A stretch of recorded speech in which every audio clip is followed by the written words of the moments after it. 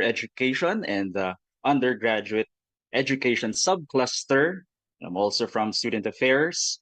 I'll be your moderator for this morning's proceedings. And on behalf of the Ateneo de Manila University and the college in particular, we welcome you to this year's Katuwang, an orientation for the parents and guardians of our first year students, right? And we hope that what's in store for you for the next couple of hours will be something helpful, for the journey that you have also been preparing for, that your children are now taking.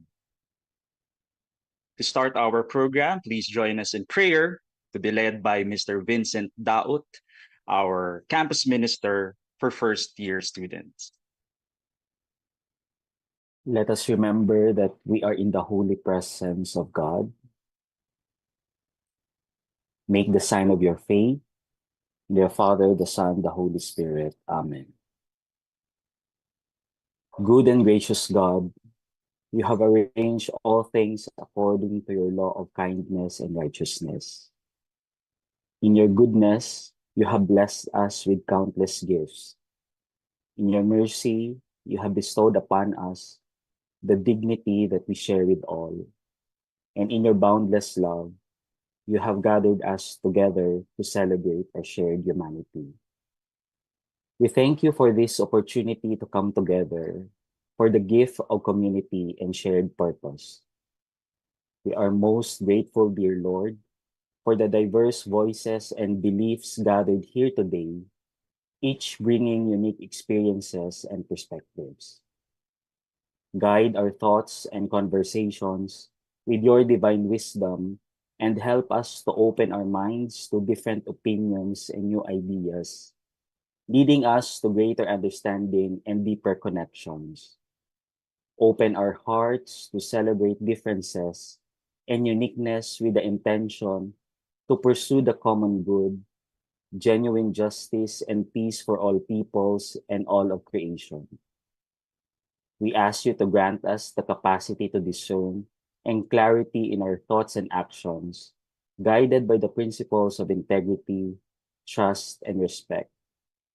Grant us the wisdom to make informed decisions that prioritize the well-being and best interest of our students and the larger community.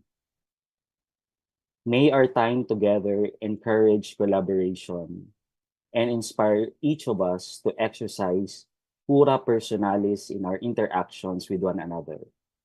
Let our teamwork be a source of creativity and innovation, transforming challenges into opportunities. We ask all these blessings from you who are the Lord God and the giver of life and wisdom forever and ever. Amen. Make the sign of your faith. The Father, the Son, the Holy Spirit. Amen. Thank you, Sir Vincent. Now please join us in the singing of the Philippine National Anthem.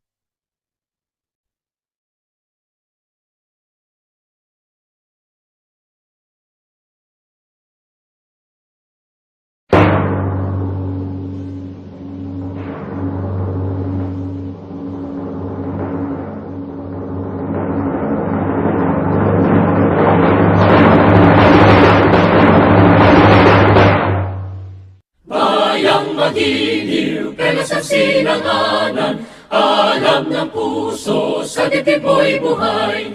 Lupang hinirang, duyan ka ng magiting, sa manlulupig, di ka pasisiin. Sa dagat at bundok, sa simoy at sa langit mong bughaw, may nilagang tula at awit sa paglayang minamahal.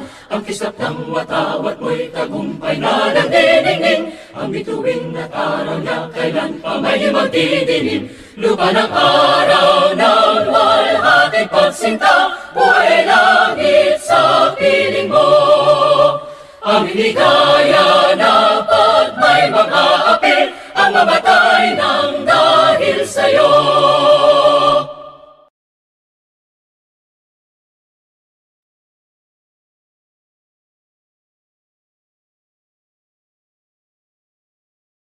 Good morning once again, dear parents and guardians of our first year students and our transferee students, and welcome to Katuwang 2024. So we've been having this type of orientation for parents for as long as I can remember. But it was only within the past maybe half a decade that we started calling it katuwang, right? And of course, you later on you will hear these terms. No, it takes a village to raise a child, something that's familiar to us already. And we really believe in that, which is why as a school, we come together, the different offices come together and try our best to give a worthwhile experience to to our students, your children. But at the same time, we recognize that you are still part of that, even though they're already in college and most of them are technically adults. So, what we have for you for this morning are some highlights of what the Ateneo College has to offer to your children, to our students. And then later on in the program, we'll have some Q&A. We sent an email to you a week ago or several days ago asking for your questions, and we're happy to have received several. So we'll address those questions later on during the live Q&A. And then if we have time, we'll address some more questions that could be posted on the chat, right? In the meantime, we are muting all the microphones just to establish some order within the Zoom room. But we're happy to note that there are about, well, right now there are 329 people here in the Zoom room, but we're also coming to the parents live on YouTube for those who might find that more accessible. Right? But of course, if you want some interaction with us, please do join us here in the Zoom room. The links were sent to your emails, so it's still active, and we'd be happy to have you here with us. Also, for those who are here in the Zoom room, if you want to use a virtual background like what we have here, we'll be posting the file occasionally throughout the program as more guests come in, and just please download it and load it onto your specific devices. To officially welcome us to this year's Katuwang, I'd like to introduce to you the Vice President for Higher Education, Dr. Maria Luz C. Vilches. Good morning, Ma'am Marlu. Good morning and welcome everyone. I'd like to welcome our parents taking off their time on this Saturday morning. It's a very precious time, especially for parents who work during the 5 days. Saturday is a precious time, but thank you for coming to this orientation. I'd also like to welcome and thank our administrators and faculty members who are here. Later on, the faculty members and administrators, the deans are here as well from the Loyola schools, will help us address some of the questions that might be fielded by the parents. There are faculty members here as well. We invited them, especially those who are teaching what we call our freshers, our freshies. We call them freshies here, not really freshmen. So I have a little bit of an introduction here. Let me just pull up share my slide, my PowerPoint.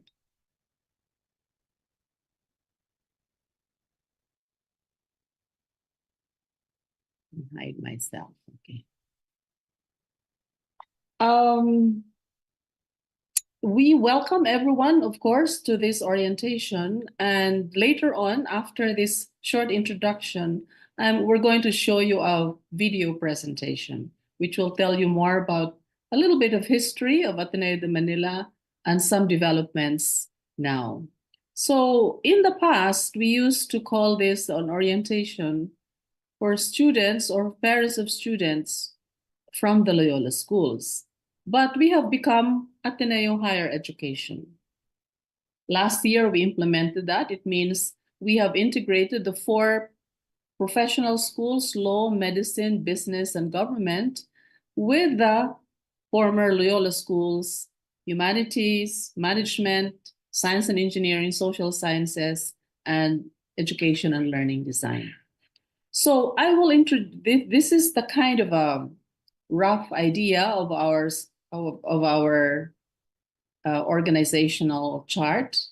There is one VP for higher education, and under the VP for higher education are the 9 deans of the 9 schools. And then the 9 deans of the 9 schools are supported by 4 assistant VPs, by 1 university registrar, and by 1 university librarian. In other words, there is now integration even at those levels of registrar, and librarian. It doesn't mean that we have only one, of course. There are lots of them, but there's now what we call one university librarian and one university registrar. So I'd like to introduce you the personalities, as it were. They're present here in the Zoom room. Our dean for the School of Science and Engineering is Dr. Guerrero. Dr. Guerrero is a physicist, so maybe some of your students are enrolled in physics. You've got the dean there, that's a physicist. Dr. Patricia Lambino, or we call her Trish, from the School of Humanities. She's our new dean, and she's from the theology department. Dr. Zarina Akpeduno is our dean for the School of Social Sciences. Dr. Akpeduno is socioanthropology. That's her specialization. Dr. Roberto Galang, or Robbie, is our dean for the John Gokongwei School of Management. Dr. Galang has a very interdisciplinary background, communication, and then turned into business, used to teach history, and so he connects he has a lot of connections here in the different fields. And Father Johnny Go, the dean of the Gokongwei Brothers School of Education and Learning Design. Father Johnny has also got interdisciplinary background, psychology, and then maybe if you remember, he was president of Xavier's School for some time, and then he is now with us in the higher education, Ateneo Higher Education. Then we have our deans in the former, what we call professional schools. Attorney Joy Hofilenia is our dean at the School of Law. Dr. Jet Magsaysay is our dean at the Graduate School of Business. Dr. Senon or Dodi Alfonso is our dean at the School of Medicine and Public Health. And Dr. Philip or Randy Tumanyo is our dean of the School of Government. It's very important, I think, for students, even if this is still like after 4 years of education. It's very important for the students and the parents also to know, because a lot of our students from here go into law or government, School of Government, School of Business, and also School of Medicine and Public Health. So we are a #1 feeder school especially for law and for medicine. I will introduce to you the different AVPs. They're very important because a lot of offices are under the subclusters. The AVP for undergrad education, she's going to do a presentation later on, is Dr. Jojo Hofilenia. Under her office, she's got the office director of the Office of Curriculum Development and Integration, Mr. Bong Olpok, and then the director of Admission and Aid, a man who is not new to any of you or especially your sons and daughters, Dr. Tirol. And Mr. Rene San Andres is the Associate Dean for Student Affairs. And then we've got Mr. Raul Roncal, the Director of the Office of Student Discipline. So the AVP for undergrad education, the Office of the AVP for undergrad education is a very important office, especially for you, the parents, because this is the one that drives a lot of developments related to undergraduate education where your students are at this time.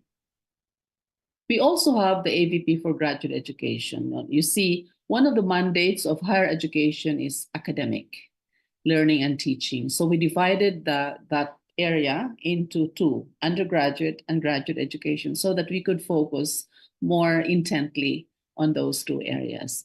We are trying at the graduate education now to open up conversations related to distance education learning because of our Majus Aspiration Digital University, and that's being taken up at this level from the office of the AVP for graduate education. Then we have an AVP for research, creative work, and innovation. This is Dr. Aguilar, who is at the helm for this one, and this has also got a lot of offices in it. We are still looking for the director for the University Research Ethics Office, that's the UREO. And right now we have an acting director for the Intellectual Property Office. And then we have the director for the Ateneo de Manila University Press. There are journals, there's the University Research Council. It's a very busy subcluster for higher education.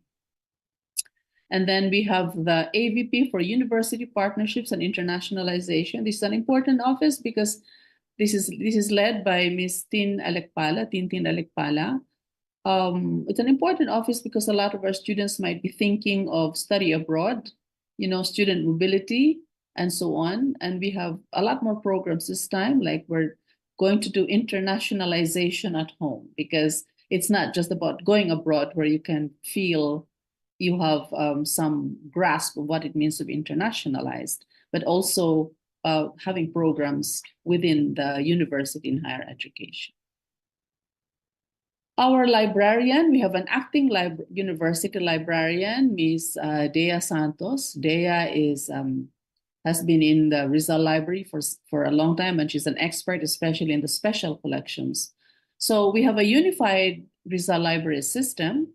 There are 3 locations. One is Rizal Library Katipunan.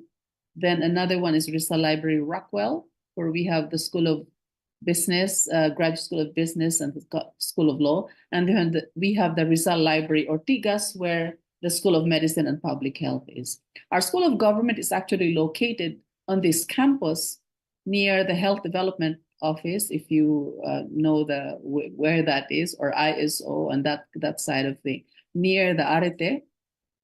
They are here on campus, so they can also use our library here in Katipunan.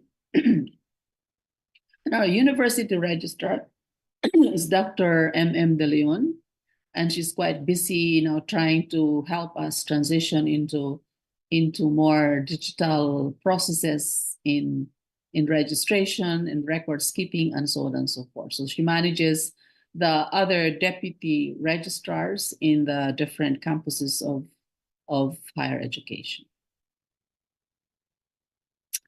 Now, I would like to introduce to you the mission integration cluster.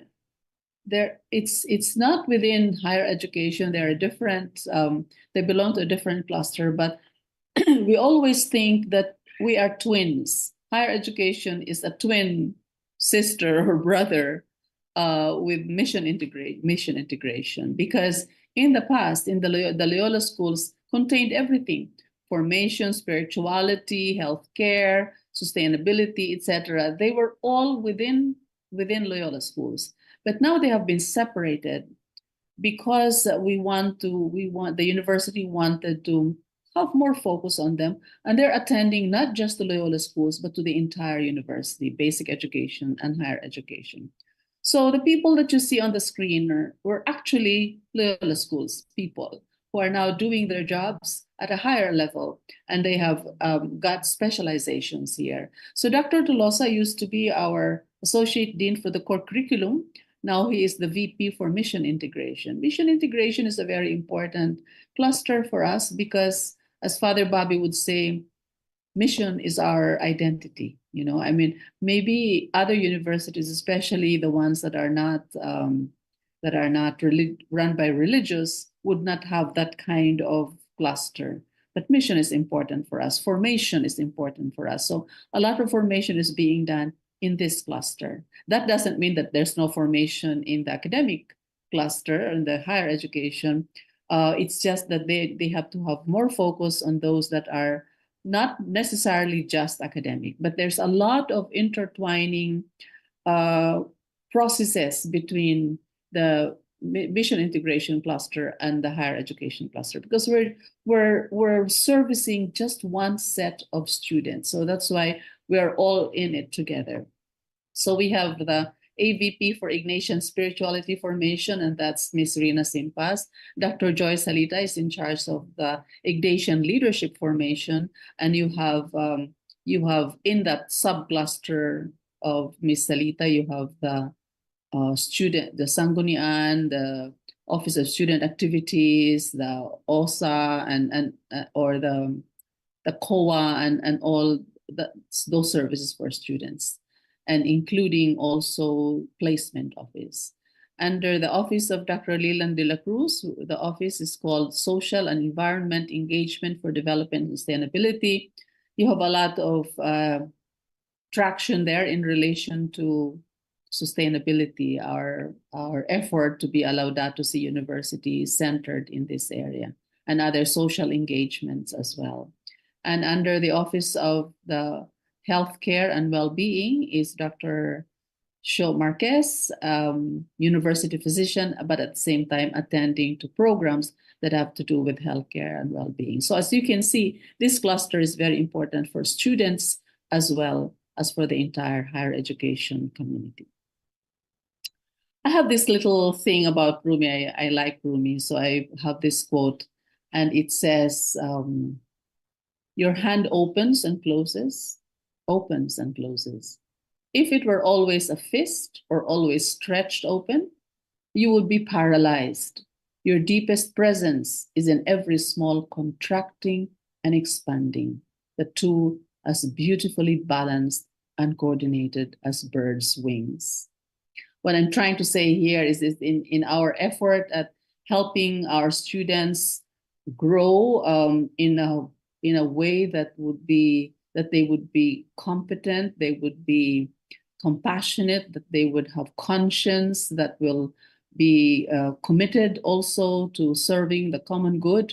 We have to create these kinds of balanced, coordinated closing and opening in terms of our own processes. And that's why, as I said, mission integration and higher education are in those areas. And our processes as well are very much integrated here. Just to say that on the other side, this is not higher education, but I think it's interesting, and I'm sure you'd also appreciate the fact that we have here on campus Arete, which houses Hyundai Hall, and that artistic director is Dr. Jerry Respeto. Jerry and Maitel also come from the Loyola schools. Jerry is in the Filipino department, and Maitel is from the communication department. Maitel is the executive director of Arete. And then we have an art gallery. I think you're welcome to come to the art gallery. And please, we have an exhibit now, Zubel exhibit, and I think it's worth it visiting. So please feel free, you're welcome to the art gallery as well. I just wanted to say that there are many things that we could say, for example, about our rankings here and there, but I don't want to go into that. But I think it's important for us to recognize that for the Commission on Higher Education, we have 11 centers of excellence, and we have 6 centers of development. We're continuing to do our own quality assurance processes by submitting ourselves to PASCO accreditation. Lots are coming up. And then for the AUN, the ASEAN University Network Quality Assurance processes, and we're also going to have processes coming up in the coming months, and our institutional assessment in January. So help us, and I'm sure you do, your students help us with all of this. I like this quote. I always quote this one from our friend Aristotle, our ancient friend Aristotle. We are what we repeatedly do. Excellence then is not an act, but a habit. So we want to instill that habit of excellence in your sons and daughters. Excellence, not just excellent mind, but excellent heart. It's the education of the heart and with the heart and for the heart that we are also after here if we want our people, our students to be committed to the common good later on. So I just want to thank you for entrusting your sons and daughters to the Ateneo higher education community. I would like to say that let your grace, it's your grace that will carry them through with our help. That's why katuwang ito, because we cannot do anything with them. We cannot help them without your grace. So thank you again. Thank you very much for this opportunity for us to welcome you and to give you the opportunity to listen to us in relation to what else we can do to your sons and daughters, and what you can gather from that, so that we can also be on the same page as you know. So thank you very much. So now we're going to play the video.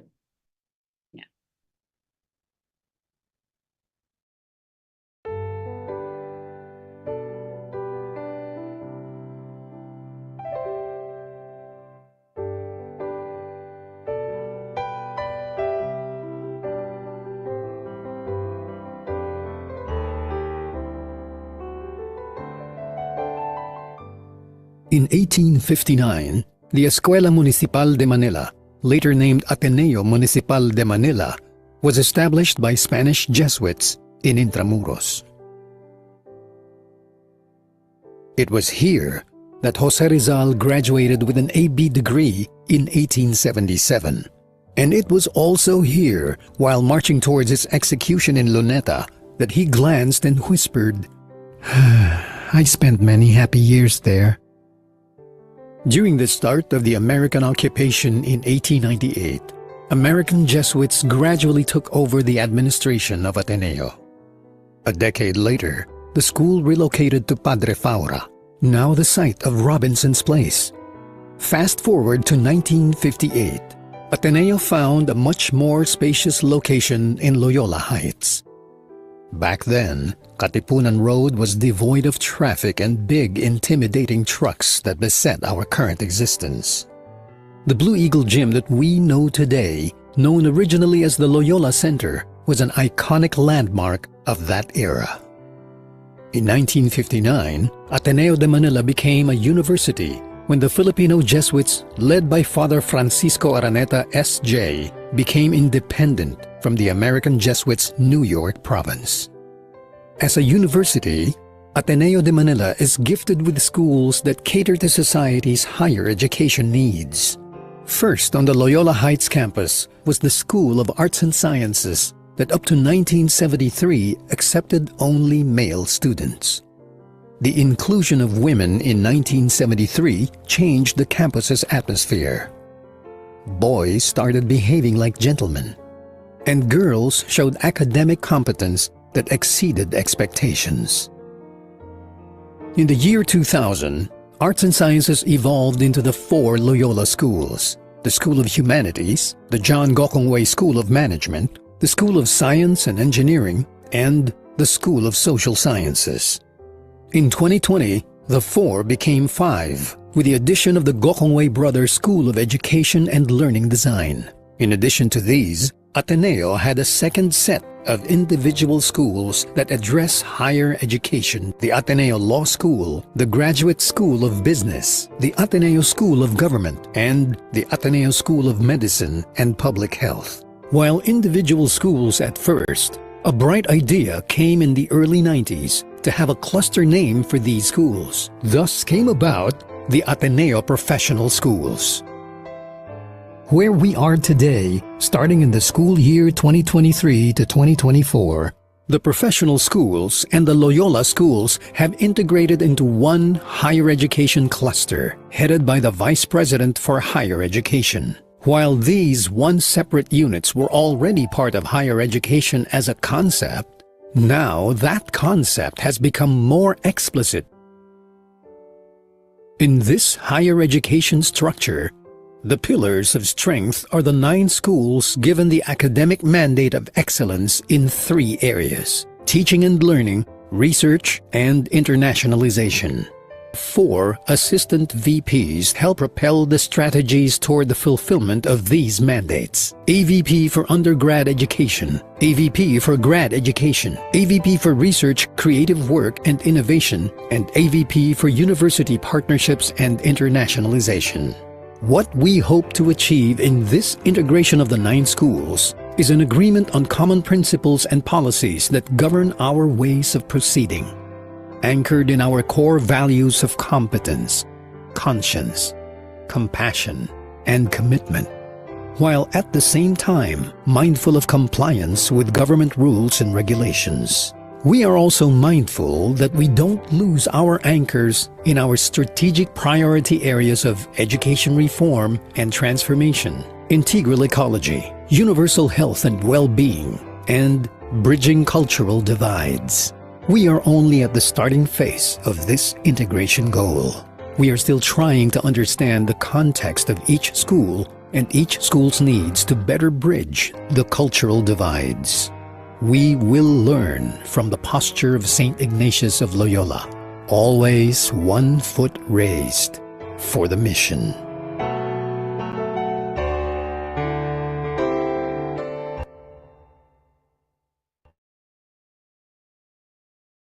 Thank you very much, Doc Marlu. So we hope that overview of the Ateneo University as well as the college what gave you an idea, of what's in store, who are the people behind the scenes that are taking care of your sons and your daughters. Now, as a parent, right, when I go to the grocery, right, I'm looking for vitamins, so to speak, for my children, I get one item and then the other, and I compare. Oh, ano bang laman nito? How many milligrams of what are in this? How about this one, and so on and so forth. As parents, we care. We definitely care about what goes into our children, right? And so this next part, in a sense, tells us, well, what are our children getting, right? From this school called Ateneo. Diba? How is it different from the other schools nearby and far, even those abroad? So for us to get to know the Ateneo a little better, we'd like to share with you the Ateneo curriculum. Please watch this video. Hi, I'm Benji Tolosa, and I'd like to welcome you to the Ateneo de Manila University Loyola Schools. What I'd like to share with you is an overview of the new Loyola Schools curricula, particularly the core curriculum, the process that led to its revision, and its roots in the Ateneo de Manila's educational philosophy and vision of the ideal Ateneo graduate. The Ateneo de Manila core curriculum, grounded in the liberal arts, had already been formally in place for many years, as the college became a university during its centennial year in 1959. While revisions took place in the 1970s and 1980s, which strengthened the history, social science, and Filipino language components of the curriculum, it was in the mid-1990s that a major overhaul was undertaken in the context of a rapidly changing world at the threshold of a new millennium. The core curriculum was also reviewed amidst the expected growth of what was then known as the School of Arts and Sciences, which became the present Loyola Schools in the 21st century. This revised core curriculum was implemented during the academic year 1998 to 1999. Beginning in school year 2013 to 2014, the Loyola Schools undertook a comprehensive curricular review, which led to the development and approval of new core, majors, and co-curricula from 2015 to 2018. The review process and the new curricula that emerged from it were ultimately a reaffirmation of the Ateneo's identity as a Jesuit institution, and what that means in the kind of education the university offers its students. This communal reflection process paved the way for conversations among internal and external stakeholders, and collaboration among faculty members and formation professionals within and across disciplines. The implementation of the new curricula commenced in school year 2018 to 2019. Why did we revise the curricula? The K-12 national reform, which added 2 years to Philippine basic education, and the changes in the general education requirements of the Commission on Higher Education, or CHED, were an impetus for this major curricular review.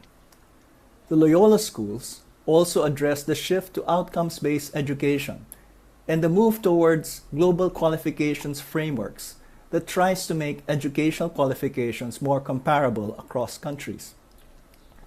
But it became clear to us as we set out reviewing, redesigning, training for, and implementing our curricula that we were not just responding to external developments and challenges. What we embarked on was a challenging, sometimes contentious, but truly meaningful and fruitful process of understanding ourselves and our identity. What does it mean for the Ateneo de Manila to call itself a Filipino, Catholic, and Jesuit university? What makes Ateneo education, and Loyola Schools formation in particular, truly distinctive? The curriculum carries the mission.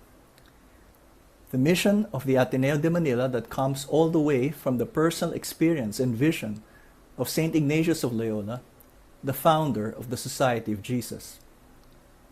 For him and the first Jesuits, education is an institutional way to help students find God and their own calling and mission in life through encounters with the mystery and meaning of human life amidst the whole of creation.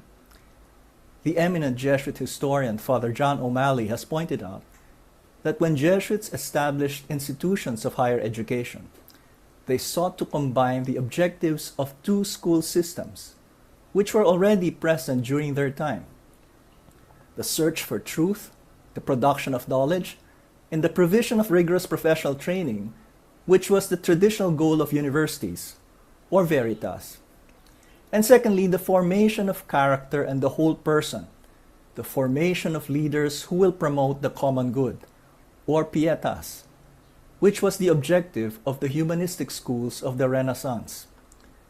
These twin goals of the educational apostolate were seen as consistent with Christianitas, Christian formation to help souls or to help people, which was the larger mission. In contemporary times, beginning with Father Pedro Arrupe as Jesuit Superior General, particularly after Vatican II, this educational mission has been expressed as the formation of persons for and with others.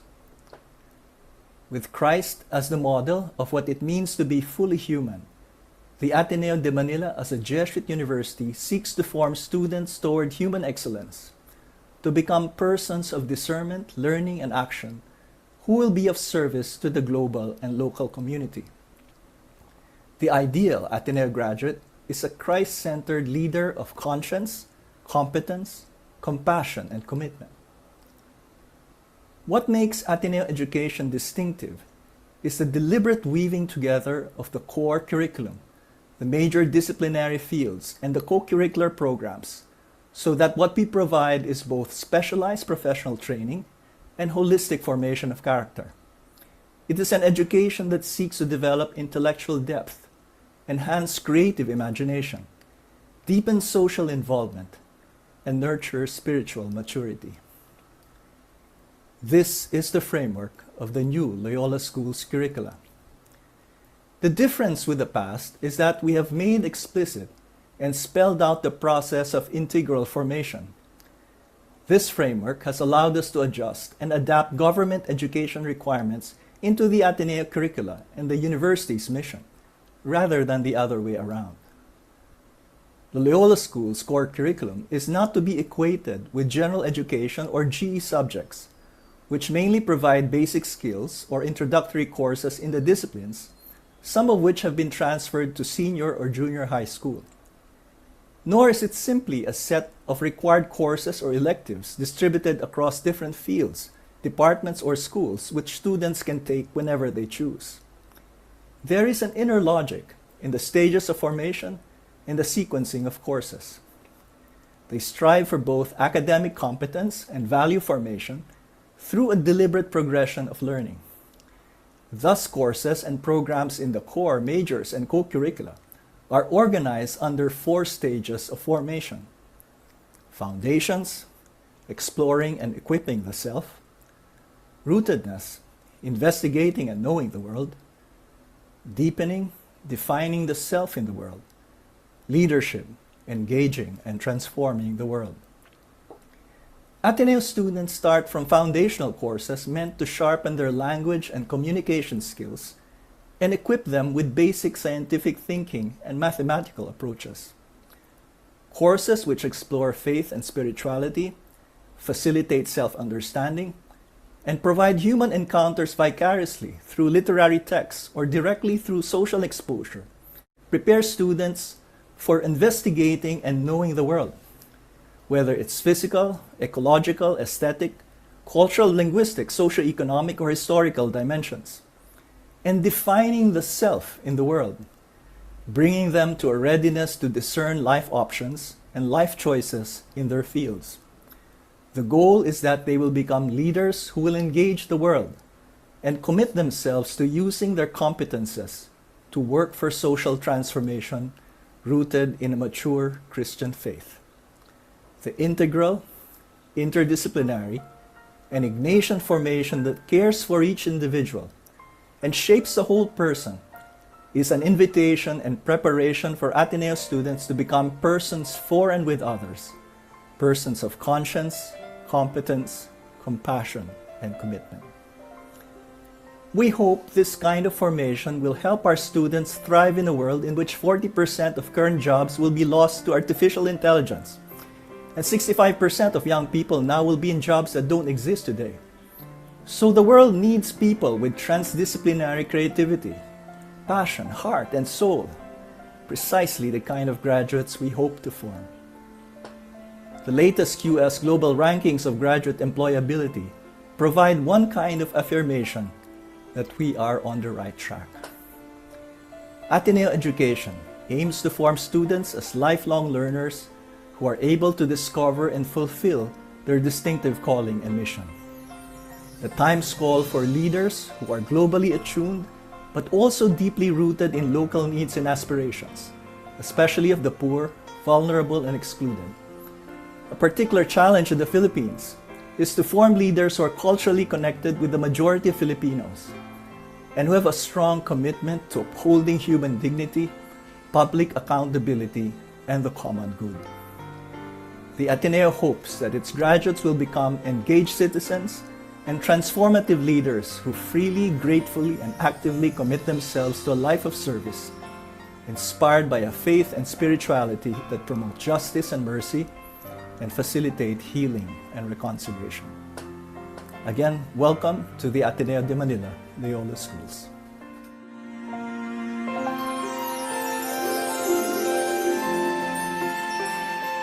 Thank you very much, Dr. Tolosa. So that was Dr. Benji Tolosa. Back then, he was our Associate Dean for the Core Curriculum and the only, so one and only Associate Dean for the Core Curriculum. And later on, we'll hear again from Dr. Tolosa, now as Vice President for Mission Integration. You probably also remember when you brought your children, your son or your daughter, to take the asset, all right, over a year ago. In a couple of weeks' time, I think we'll be having our round of asset already. And maybe after the asset, they went back to you and said, "Ma, pa, ang sakit na ulo ko." I remember that's how I felt when I took the asset way back when. All right. But then we find that one thing that's harder than the asset, right?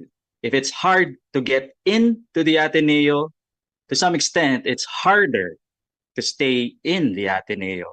Harder in the sense that you'll have to work harder for your stay in the Ateneo, because we don't want them to just be in Ateneo. We want them to flourish, to thrive while they're here with us for 4 or 5 years.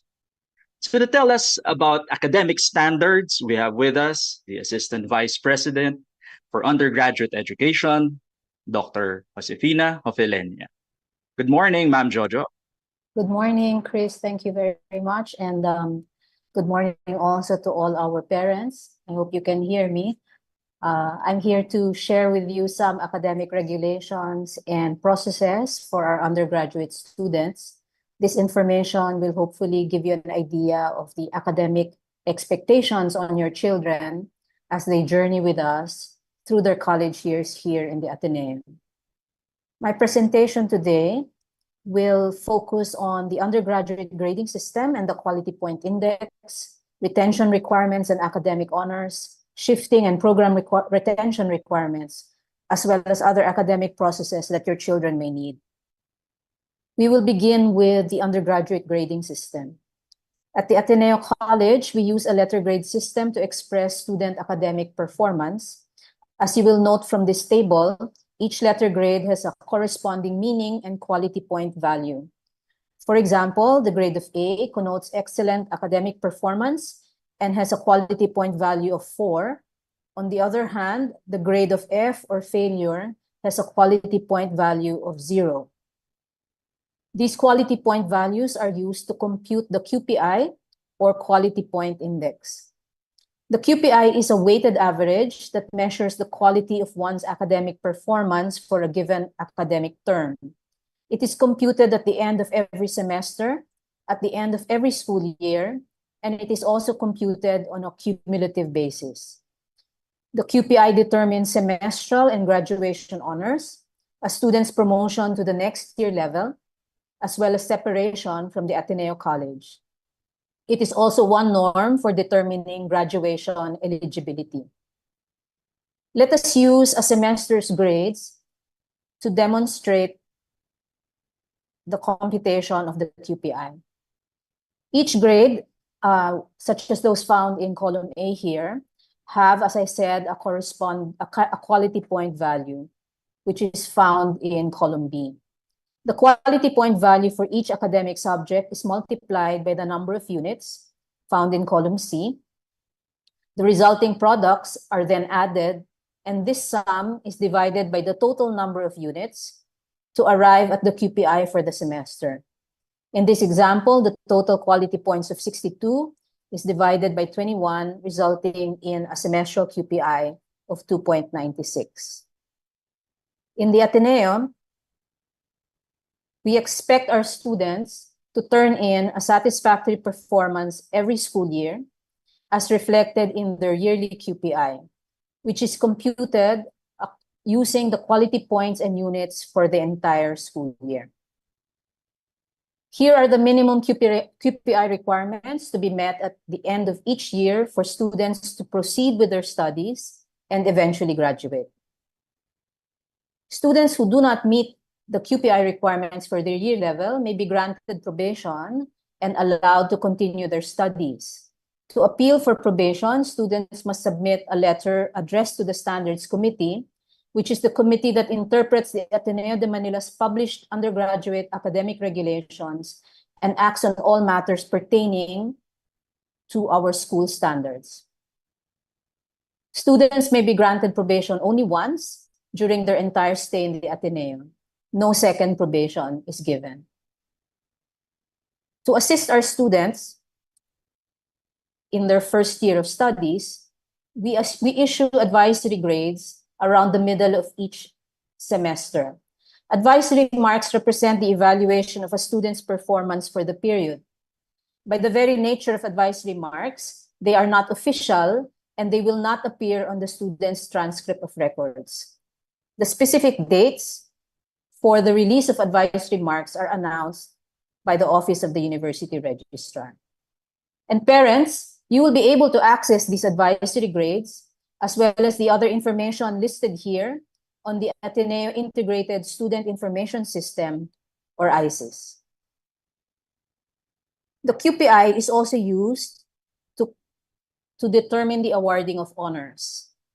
Here are the minimum QPI requirements for semestral honors. Finally, the cumulative QPI determines graduation honors. It includes all grades earned throughout one stay in the Ateneo College, even grades for what we call extra courses. It also includes PE grades. It does not include credits transferred from another school, the grades for INTAC and NSTP. The cumulative QPI requirements for graduation honors are as follows.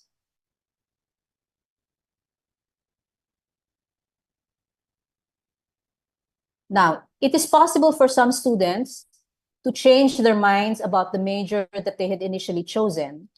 Students who choose to shift to another program should be aware of both the shifting requirements of their intended program as well as the retention requirements of their current program. Many of our undergraduate programs have retention requirements. Program retention requirements are the minimum requirements that students must satisfy to remain in their major. And these go beyond the minimum QPI requirements mentioned a while ago. So while a yearly QPI of 2.0 may be enough for a student to proceed to the next year level, it might not be enough to remain in their program. So students should check with their home departments for retention requirements, if any. Students shift because they want to or because they did not meet their program's retention requirements. To shift to another program, however, students must satisfy the shifting requirements of the new degree program, which might entail the completion of some prerequisite courses. And because shifting can result in back subjects, a student might have to take additional semesters thereby leading to a delay in graduation. Please note that first-year students may only shift at the end of their first year.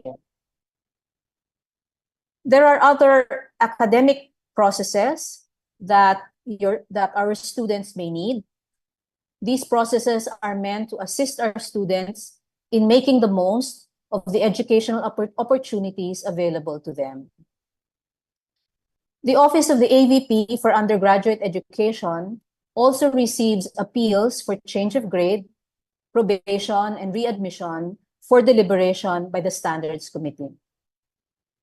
For more information, please refer to the Undergraduate Student Handbook, which is available on the Ateneo website. Thank you very much, and welcome to the Ateneo. Thank you very much, Doc Jojo. Earlier, Doc Marlu mentioned that the higher education has a twin. All right. And that twin is the mission integration cluster. All right. Of course, we're not literally twins, but I find that what we do have in common is the heart. All right. So we do have that heart and it's placed in the right way, right, towards the formation, the total formation of your children. And so for us to get a glimpse of what's in store in terms of formation programs, let's once again listen to Dr. Benji Tolosa, who'll tell us about mission integration and formation programs. Please watch this video. Hi, this is Benji Tolosa, Vice President for Mission Integration, and I'd like to welcome you to the Ateneo College. Because the Ateneo is a Jesuit university, its vision comes from St. Ignatius of Loyola, founder of the Society of Jesus. For him, education is not just about finding your field of specialization and preparing for a future profession. More importantly, it's about discovering your true passion and purpose in life, about discerning your vocation and mission from the Lord, to engage a world with many needs that you can respond to with your unique gifts. Ateneo education is about holistic formation toward meaningful service and transformative social engagement. The mission integration cluster in particular is responsible for the co-curriculum or the integrated Ateneo formation or ENAF program, which will provide you opportunities for meaningful personal encounters with people outside your social circles. In the context of social development and networking projects, you will be able to engage in service learning projects that have social impact. ENAF also provides you with spaces for self-discovery and greater self-understanding, to get in touch with your deepest selves and with the God who loves you and calls you to make life-affirming and life-giving choices. As administrators, teachers, and formators, we offer ourselves to you as your mentors and companions who will listen with compassionate hearts as you journey through the learning experiences, discoveries, and challenges of college life. So again, welcome to the Ateneo College. Good morning, parents of our dear freshies. I am Nathalie Ting Owano, Programs Administrator of the Office of the Vice President for Mission Integration. As mentioned by Dr. Tolosa, Vice President for Mission Integration, first-year college students will go through the Integrated Ateneo Formation Program, or ENAF, in their four-year college journey. This set of co-curricular programs help develop and integrate the personal, interpersonal, social, cultural, and spiritual dimensions that comprise each student's person and complements the excellent academic formation of the university. This morning, I wish to focus on the first-year formation program called the Introduction to Ateneo Culture and Traditions, or INTAC. This year-long formation program aims to assist students in their transition to Ateneo college life. It also provides them with opportunities for greater self-awareness and introduces them to the university's culture and traditions. We have designed a variety of modules and activities to meet these overarching objectives.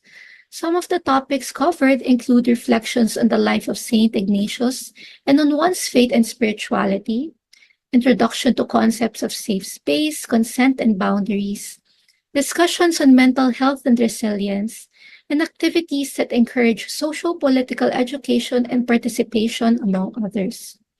In INTAC, students are blocked with those from the same major program or discipline. Each class is assigned a homeroom advisor from our own roster of faculty members and professionals, and a student facilitator, typically from an upper year level, to accompany and mentor students in their Ateneo journey. The weekly ENTA classes also help in building each block's sense of community, which can serve as one of the support systems of your children in the university. Apart from these co-curricular programs, there are also extracurricular activities available for students to participate in. The Ateneo encourages the development of student organizations which cater to a wide spectrum of student interests. These organizations allow students to hone their leadership skills and develop their sense of commitment for advocacies that they are passionate about. The co-curricular programs and extracurricular activities in the Ateneo reflect the four functional areas of the Mission Integration Cluster. First is healthcare and well-being, which focuses on instilling total ecological wellness and sustains a health-promoting and safe environment for learning and working. Second, Ignition Leadership Formation centers on developing and implementing a comprehensive holistic program for student leadership formation. Third is Ignition Spirituality Formation, which seeks to inspire a culture of encounter, discernment, and mission through the experience of a cohesive and holistic Ignition Spirituality Formation. And last but not the least, a subcluster on social and environmental engagement for development and sustainability, which supports, promotes, enhances, synergizes, and when necessary, leads the social and environmental formation and engagements of the Ateneo de Manila University. Hopefully, through these formation programs of the Mission Integration Cluster, as part of holistic Ateneo education, your children will truly become Christ-centered persons of conscience, competence, compassion, and commitment, which are the distinctive characteristics of the ideal Ateneo graduate. To know more about the Integrated Ateneo Formation Program and the different student organizations, you may scan this QR code for a brief write-up. Thank you very much and welcome once again to the Ateneo community. So thank you very much to our twins, all right, from the Mission Integration Cluster, Dr. Tolosa and Ms. Nat Oano. Your children spend probably most of their day in school, right? Anywhere from maybe 8 hours and above. Right? And probably you wonder, well, kumusta ba sila? Who's taking care of them? I'm sure they can take care of themselves, but well, we know our children, sometimes they just need that extra help, that extra care. So to tell us about student services, please watch this video followed by a presentation from Student Affairs.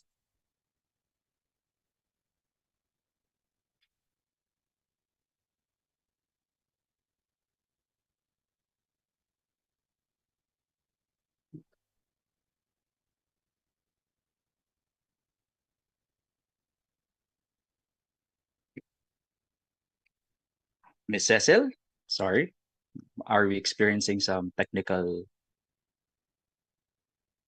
issues?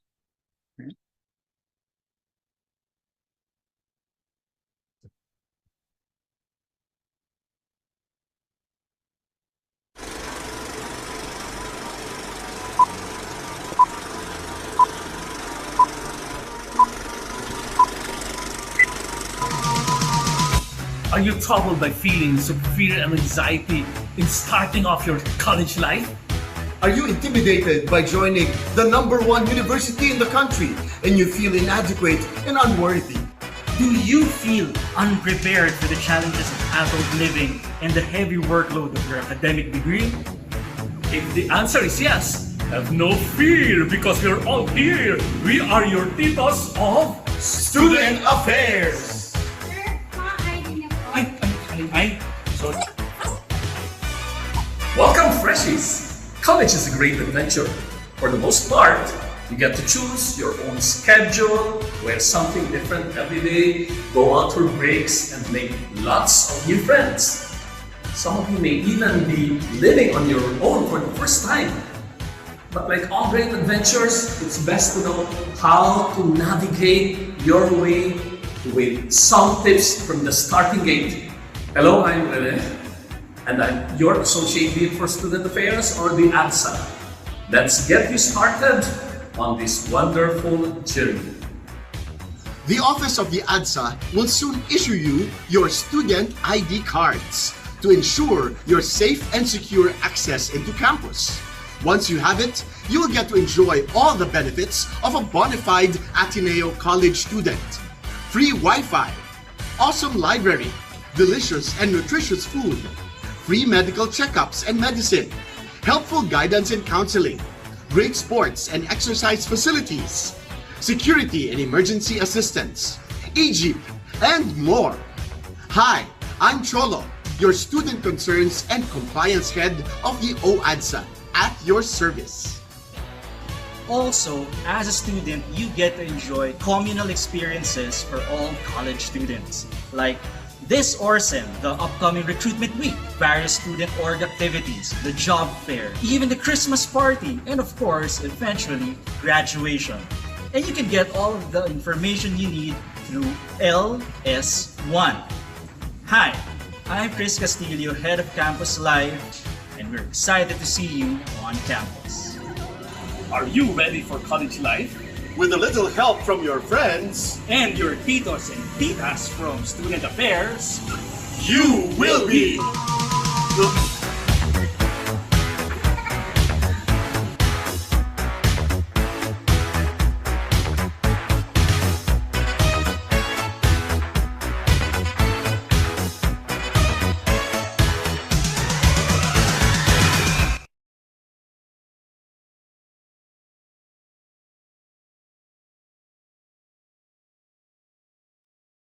So to tell us more about Student Affairs, we have our Associate Dean for Student Affairs, Mr. Rene San Andres. Good morning, Sir Rene.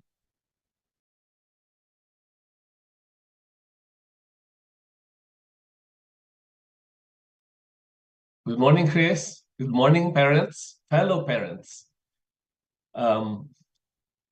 Every parent and student probably has this dream or vision of going up the stage someday soon, approaching the university president and receiving the diploma.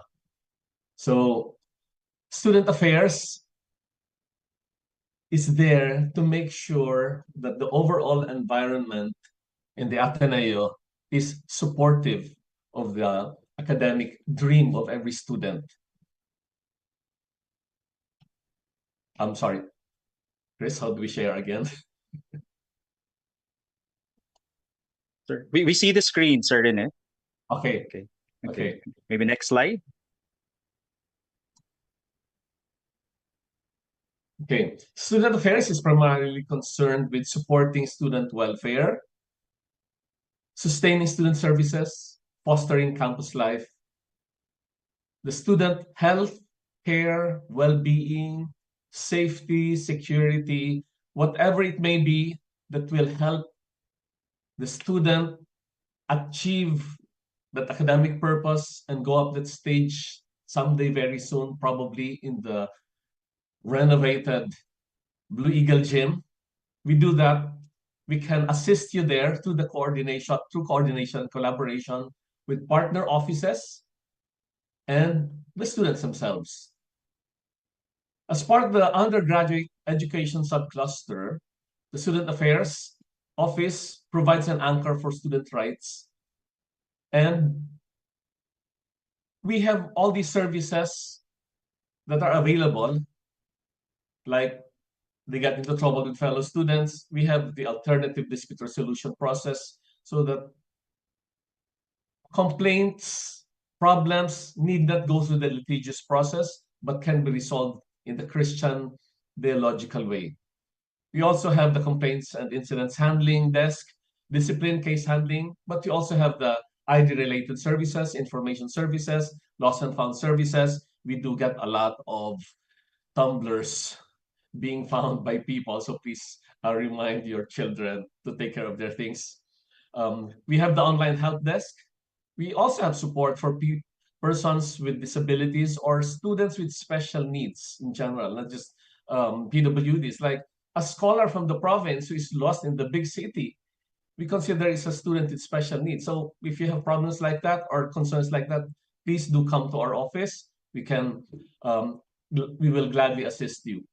The student handbook, the student orientation seminar, including this event, and we also have student profiling studies like the Ateneo College Student Survey, which we do regularly to make sure that we are always in touch with the situation of your children.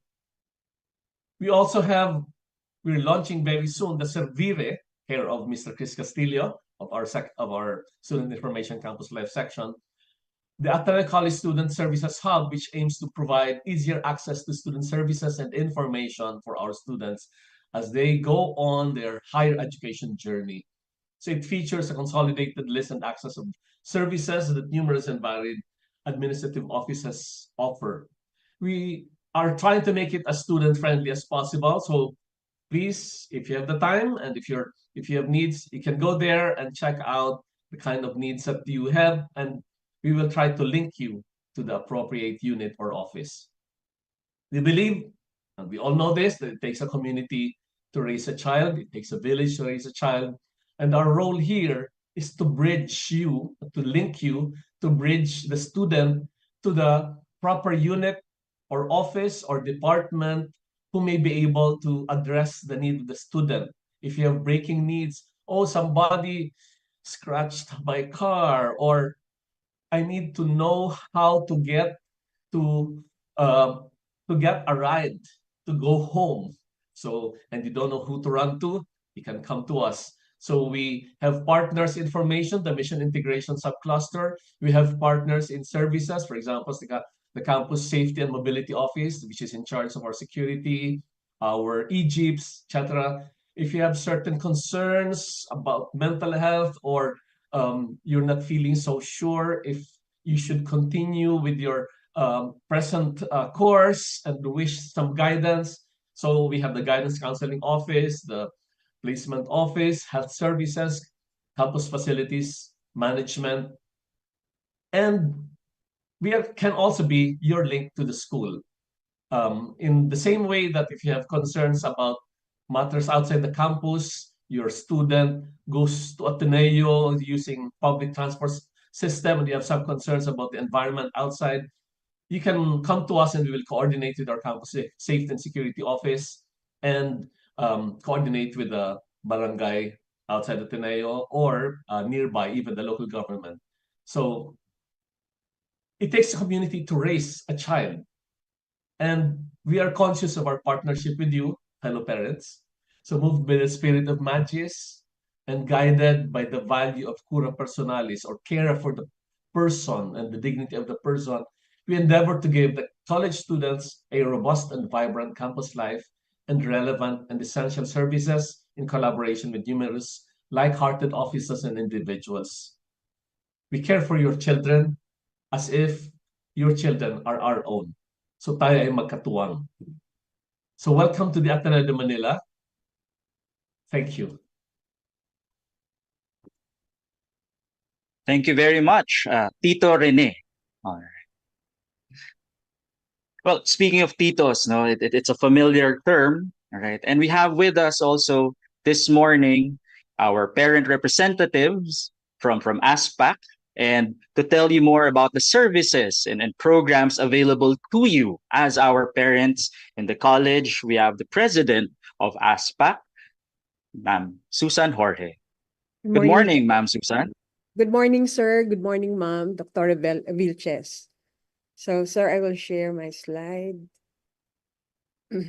Go ahead, ma'am.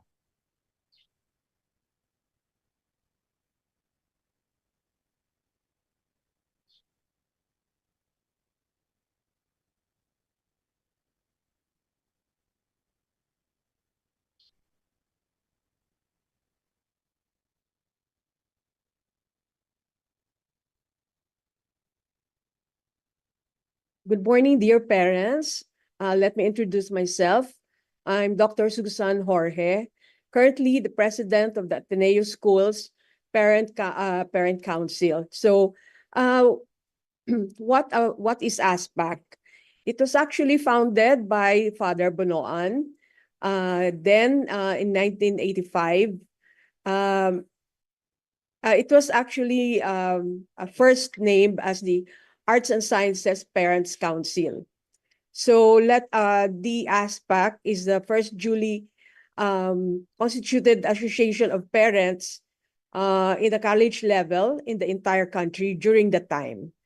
So it is supervised by the Office of the President, Vice President for Loyola Schools, currently the higher education, and that is Dr. Vilches.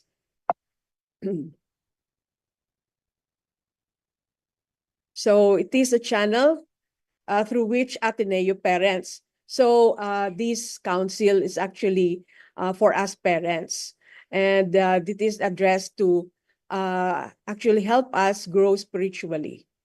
This is also the channel where we share our knowledge, talents, and resources to make the Ateneo community a little bit or a little more little better than what it is currently now. And it is a channel through which the school and the parents join together to enhance our children's education and help them also grow in the many aspects in their campus life.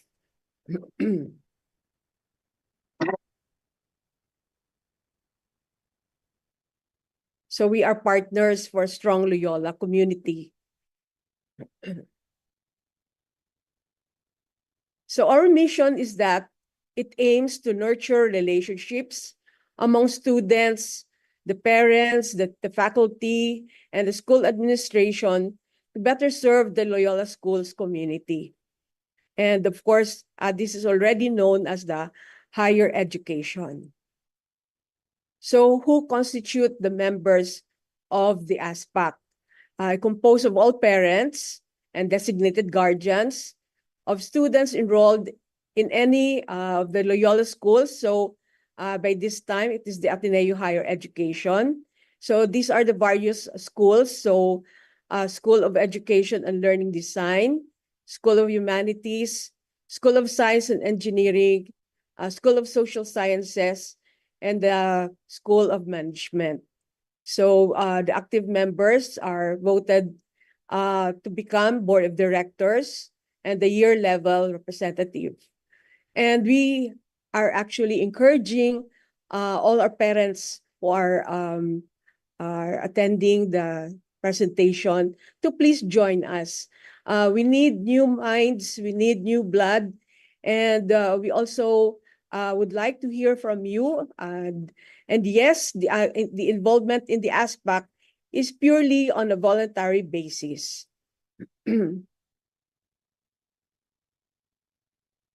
So what are the committees that actually is being implemented by ASPAC? So there is the Ways and Means Committee. So currently, we do our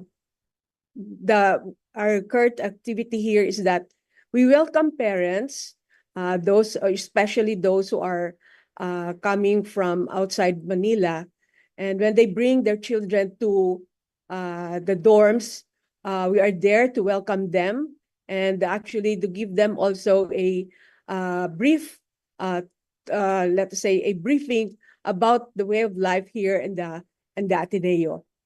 Actually, we also sponsor and get scholars. Actually, are recommended to us from the Office of the Admission and Aid, and these are for the deserving students who are actually maybe financially challenged, but actually definitely intellectually gifted.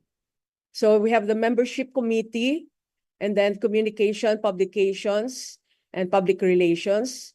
And we have a liaison with the committee for faculty affairs and for parents affairs, students and security. And we coordinate this with the CSMO and of course with the grievance committee. Okay, for those of you who would like further knowledge about these committees, feel free to raise your questions. So what do we do as ASPAC members, as an organization? So we help actually in the conduct of the random drug testing. We are not conducting it ourselves. We just assist the CADAP, Comprehensive Drug Awareness Program, and of course the Office of the Health Services to make it more credible and also assuage actually the fears of our students whenever this drug testing is conducted. So these are our different members who are present during the random drug testing. Then this is what I referred to earlier, meeting the out-of-town parents. So we actually give them an overview and invite them to join ASPAC. So these are the different parents who come to us, or who we welcome during the time that they bring their children to the dorms. And I hope that those who how do you call that? Who express them to join ASPAC, I hope they do so.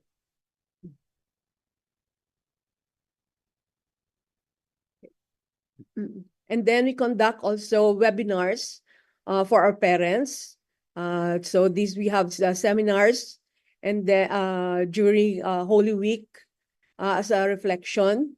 And then of course what topics that we feel that which are relevant to our parents. So we also join the major activities of our university.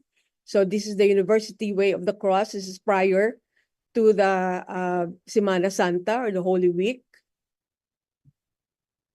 And then, of course, during the Christmas season.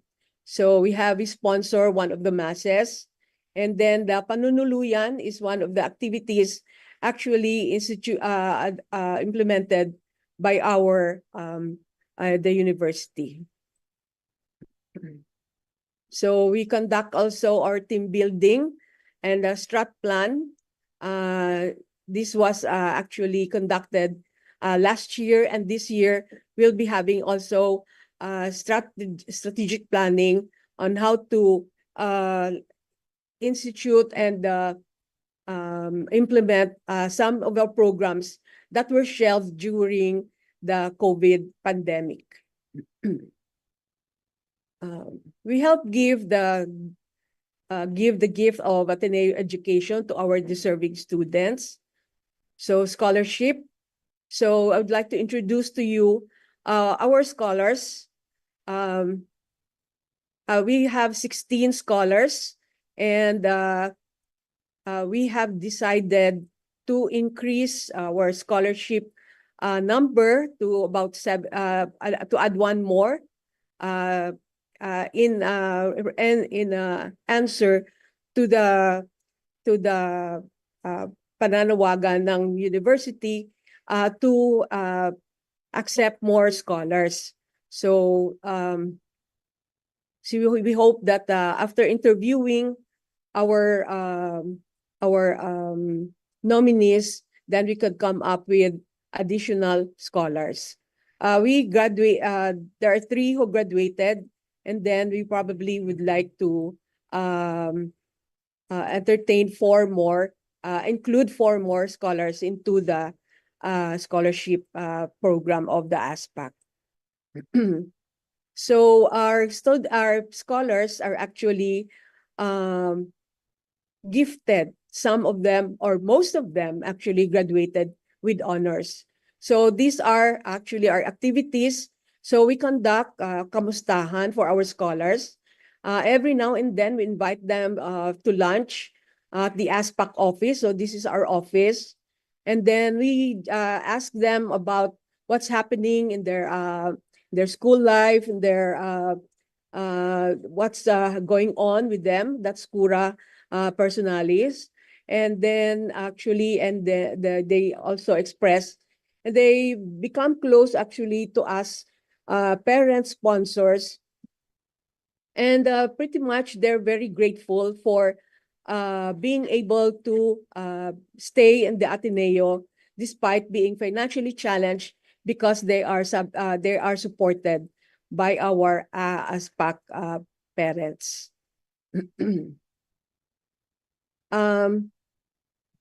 The ASPAC, so the Ateneo Schools Parent Council, received an award last June 2024 for its scholarship actually work, no, to support students. And so we were awarded with this one by the Office of the Admission and Aid. So these are the officers, the executive officers of the ASPAC. And we have several board of directors and year-level representatives. So I would like to really encourage our parents to please join us. We have several activities, and we would like these to be implemented with your help, and learn new things. And we would like to learn from you. And there are great bonding moments and opportunities for us parents. So welcome to the ASPAC family, and thank you very much. Thank you very much, Doc Susan from ASPAC. So as mentioned by Doc Susan, ASPAC will be reaching out to you for their activities, including the upcoming elections, as well as other activities and programs, also catering to you as parents. What exactly does it mean for school and home to be collaborating? How could we be doing that? What are ways that we could do that? To tell us more about this idea, we have with us the Director of the Office of Guidance and Counseling for the college, Mr. Gary Faustino. Good morning, Sir Gary. Good morning, Chris. So, good morning, dear parents, and welcome to the Ateneo. So let me just share my slides with you. Yeah, and as earlier mentioned, it takes really a community to raise children. But I'd like to probably draw a little more detail into our relationship as a community and put some structure to it so we get an appreciation of where our students are at, where you are at, and where certain offices like the Office of Guidance and Counseling is at. So it's a triangular relationship and between school, home, and the student. Initially, we were thinking that maybe it's just a school and the student, or maybe it's just a home and the student. No, the partnership is actually more detailed than that and more triangular. Okay, so our collaboration actually is a connectedness at a distance. And I guess I will borrow two metaphors. And the first metaphor I will borrow is to describe this connectedness at a distance is the kite. Now, this may look like a hang glider to some of you, but there are kites of this size. And then the usual string that one may know if you have flown a kite before, there was only one string. But in this case, if it is this large, I would probably describe it as something that has two strings attached to it.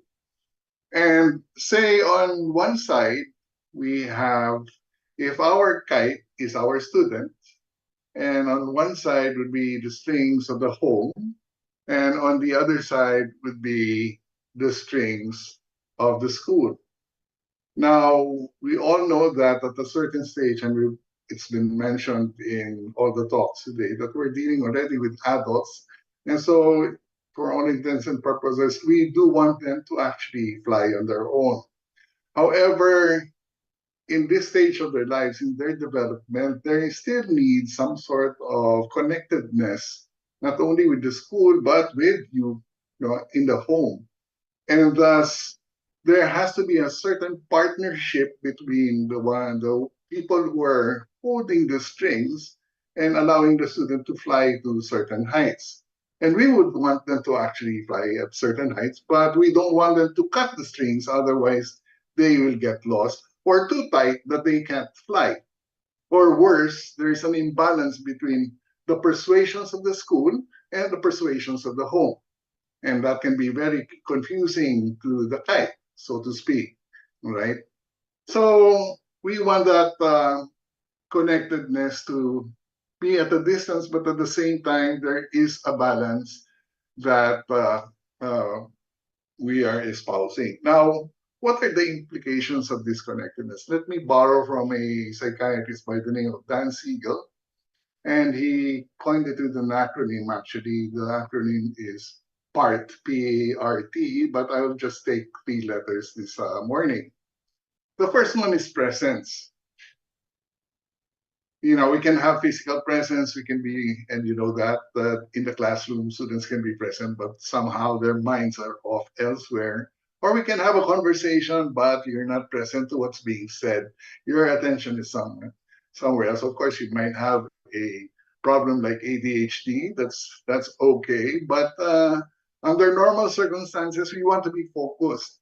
And it's important at this time that though there is a certain distance, we need to be present to our students, both in school, in our case, in our office, and you, dear parents, present to where they are at, okay?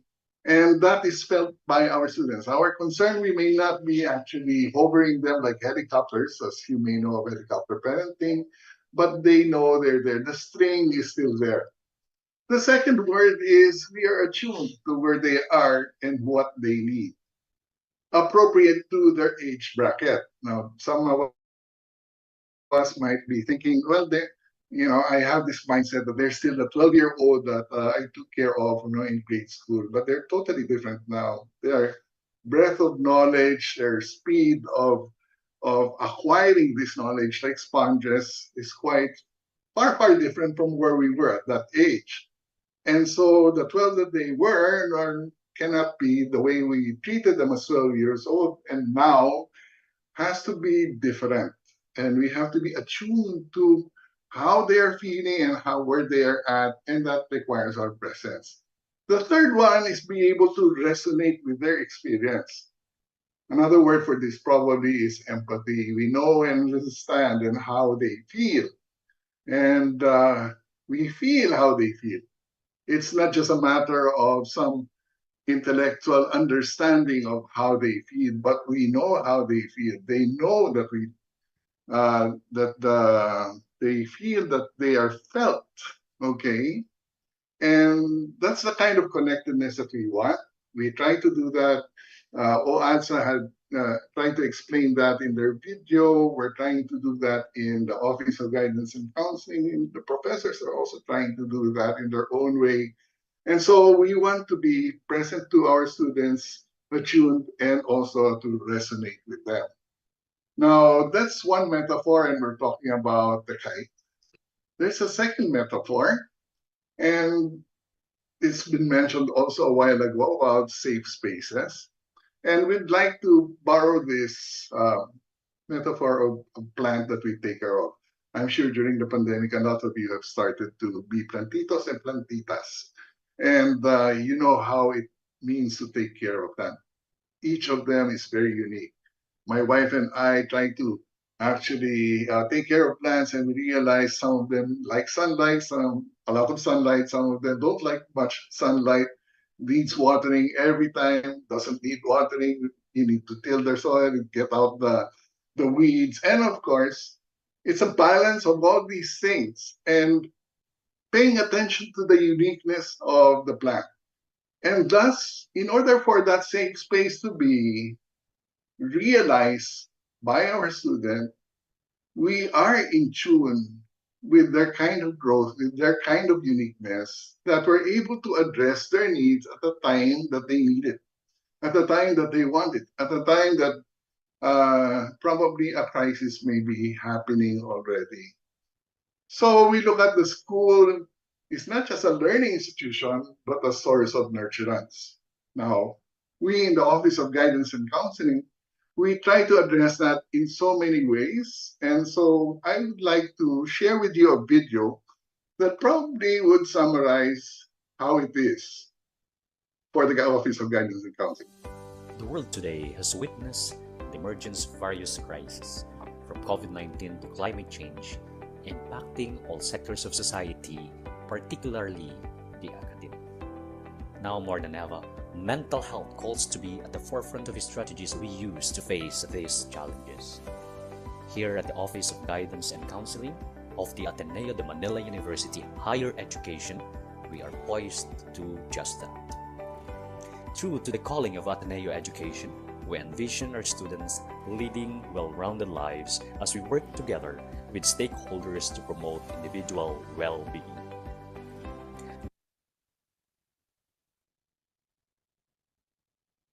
Guided by the Ignatian values, our mission is to journey with them, providing safe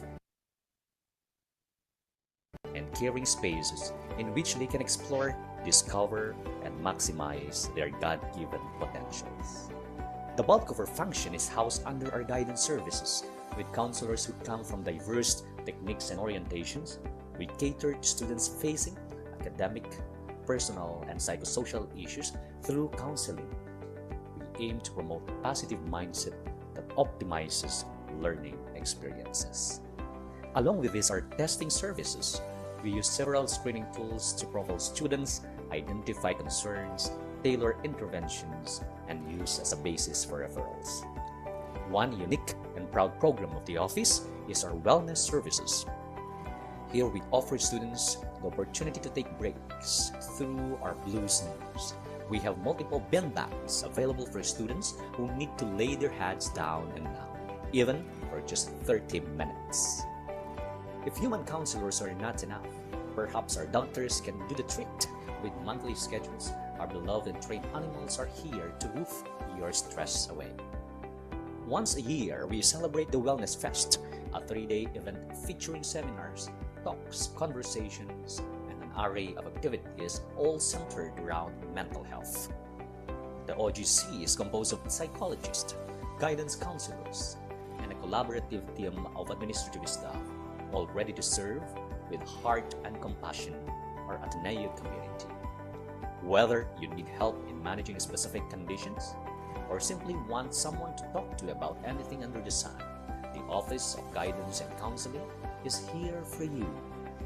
Come, visit and schedule an appointment with us. Let's embark on this journey together, starting with a foundation of good mental health. Welcome to the OGC. Welcome to the Ateneo.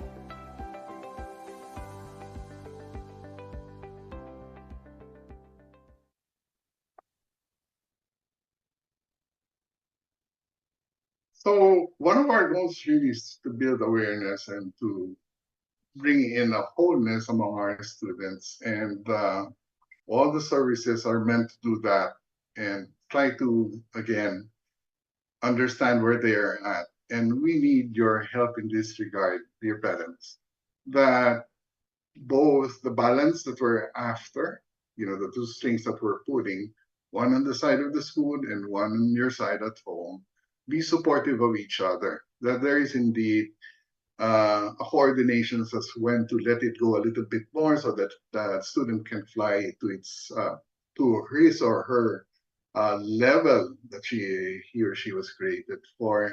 And thus that sensitivity of the presence, attunement, and resonance are needed. Now, let me share with you another slide. Okay, so something practical, and I'll go into a little bit of detail. So please bear with me. And actually, this is the more detailed part of the presence, attunement, and resonance that I was talking about.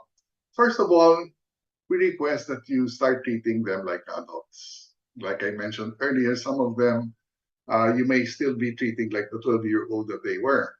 And again, 18 and above, even bordering 18. In some of them, maybe it's still that age, they are already young adults.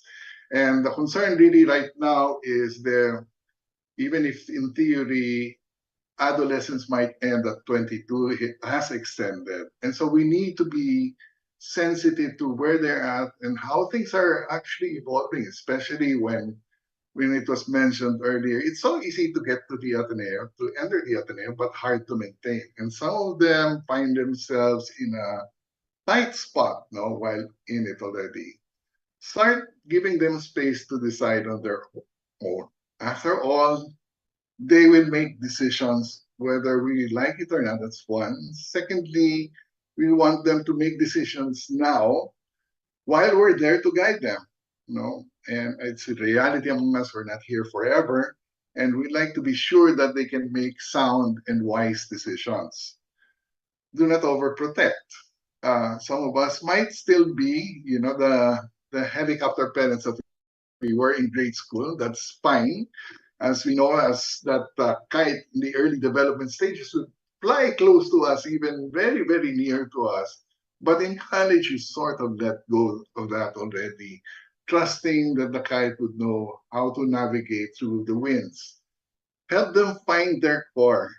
And Father Nebres, in one talk, mentioned this, that probably the youth of the day have a difficulty finding their core. There are so many choices to make. It's like coming into a buffet and not knowing where to start, and what to eat really. Negotiate rather than prescribe. It's very important that we don't dictate on our children. We negotiate with them. It's an adult to adult transaction rather than a parent to child kind of transaction. Make them accountable for their decisions. They are adults. We are adults. Whatever mistake we make, we are accountable for them, and let them start also being accountable for their own. Institute self-imposed punishments, that if it's my fault, then I own it, and therefore I will teach myself to avoid these things next time around. Help them see themselves for who they are. And much of the students that we have encountered in the guidance office do not see who they are. And just to describe you briefly, their self-worth is equal to their accomplishment. When their accomplishment is gone, there goes their self-worth. I doubt if any one of you will agree with that. Okay, they're much, much more than accomplishment, but somehow they believe that. Okay, so have some see for who they really are. Accept them for who they are, regardless of accomplishment. Accomplishment is why only one part of the terms on that side of the equation. It is so much more like their own character, their kindness, their compassion. All those things build this person and who this person is. And we'll have to let them see that. Allow them to fail and get hurt. And that's where resiliency comes in. If they're overprotected, if they don't experience failing, if they can't raise themselves, from after they fall down, then it will really be difficult when we're all gone and we're no longer guiding them. So help them to fail and get hurt. Like little children who just fall down and pick themselves up right after, even if their knee is bleeding, they will go and return to their play. Be there when they need a helping hand. Again, that's the interconnectedness that we're after. We don't let go, but we keep a certain distance to allow them to fly. All these things we try to do because all of us care. So good morning, everyone. Thank you very much, Sir Gary, for those tips, those reminders. I myself, as a parent of, well, I have younger children, but I find these very helpful already, preparing for what's to come. So muli, maraming salamat, Sir Gary, and the Office of Guidance and Counseling. So at this point, we hope you're okay. if you're okay at your homes or wherever you are right now, I hope you could just put uh, an emoji react on your Zoom, maybe a thumbs up of a heart or a heart. No, if you're still doing fine there, we hope you have your coffee or your brunch maybe by this time. Okay, so we're now at the portion of the Q&A, and as I mentioned earlier, we harvested some questions from you through a G form that we sent to you via email. And we found that there are 7 themes now from the several questions that were sent to us, and we'll be addressing those 7 sets, so to speak, now of questions from the parents, and hopefully that will also enlighten the other parents who might have the same questions or similar questions but were not able to submit their forms. Okay. And then just to manage time, we'll address those pre-submitted questions first. And then maybe we'll get a couple, all right, of live questions, whether through the chat or if you wish to speak and address the team, that would be fine as well. And then we'll proceed with the program. And then hopefully we won't go too much over time. Okay. So to start, I'd like to call on Dr. Joed Tirol from the Office of Admission and Aid. Good morning, Sir Joed. Morning, Chris. Hi, Tito Joed here from Oh no, we're OAA. doing this again. Okay. We're doing it again, yes. So Joed, maybe you could give us an overview of what scholarships and financial aids are available to our students. The way this works, no, we have 3 types of scholarships. The first are the academic scholarships, but these are not awarded. They are, well, rephrase, they are not applied for. They are awarded. So the merit scholarships, which are given to top 19 to 99th percentile, and only some of them. And then director's list, 99, 98 percentile, also awarded, not applied for. These are given way before enrollment. So once the asset results are out, kasama na yung mga awards yun. Then we also have academic awards for those who are Vale and Salu of Jesuit high schools, Vale and Salu of Science high schools, and Vale and Salu of public schools. But you have to give us the document to prove that you are indeed awardees of those schools. You can't just say, oh, I am awardee. We need to see a document coming from the school. And again, these are given way before enrollment. And then the second type is financial aid. Financial aid is awarded. So along with your asset form, you have to submit a scholarship application form. And we have awarded all of those. I think we have almost 200 of those. At this point, you can no longer apply for financial aid. Tapos na. We awarded them all a long time ago. The best, if you still need financial aid at this point, you can apply for them for your children in their sophomore year. Right? Then the third type are the athletic scholarships, which are actually not under my office. Those are under the athletics office. If you are still chasing an athletic scholarship for your children, you contact the university athletics office. Those are the 3 types of scholarships we have. Okay. Thank you very much, Sir Joed.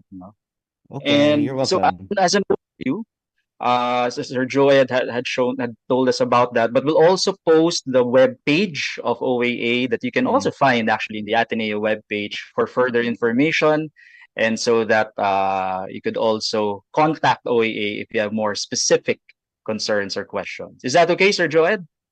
It happens every year, so yes, okay. Okay, thank you very much. Thanks, Chris. Thank you, sir. Now, we have I'd like to call on our partners from CSMO, right, to address a question regarding parking and stickers. Miss Lenny De Asis is here, and I think Sir Noy Almacera. Good morning, Miss Lenny. Hi, good morning, Chris. With me is Diane Helomio, our Security Affairs Officer for college. I'm sorry, Sir, I can make it today. Yes. All right. So thank you for joining us. Actually, it's a fairly straightforward question. So our parents, of course, are part of the duties is to bring the children to school, pick them up, etc. But how can they apply for a valid sticker so that they won't have to go through the longer queue at the gates? Yes, they can register for stickers via the site. That's vims.ateneo.edu. VIMS stands for Vehicle Information Management System. So as long as the student is enrolled, their name should have been submitted to us already by the registrar's office, and they should be able to register on vims.ateneo.edu. There, that's the one. Hi, I put on the chat the link that Miss Lenny mentioned, vims.ateneo.edu. So we invite our parents here who need car stickers to kindly start the process through the use of the VIMS. Okay. So thank you, Ma'am Lenny, and thank you, Diane, for also being here. Okay. Thank you. We would like to go now to our partners from the registrar. And I think our university registrar, Dr. M.M. De Leon, is here with us, as well as some of her team members. Good morning, Doc M.M. Good morning, Chris. Good morning, Good morning. everyone. Thank you for being with us. Ma'am, several questions for your office, so we really appreciate you spending time with us. Let's begin with, well, parents would want to know their children's grades by the end of the semesters. How will this happen? Okay, so we'll send you an email shortly, very shortly. So we will start next week. So right now, we're just verifying the records in our system against the paper, the hard copy documents that was submitted during confirmation. So once we verify those information, we will send instructions for you to log into ISIS. So from there, you should be able to see the grades. So we are targeting next week because advisory grades will be released in October 5. So starting October 5, you should be able to have access to ISIS moving forward. Okay, thank you, Doc MM. Now, about class schedules, no? One of our parents noticed that her daughter had only one class during a Wednesday, and medyo parang sayang, no? Parang or the traffic and all of that, no? Could you tell us a bit more about the scheduling of classes? Okay, ideally, wala sanang Wednesday. We understand the economics and also the amount of effort that needs, no, to be given there, bringing your children to and from school for just one class, no. However, there are a lot of factors in that.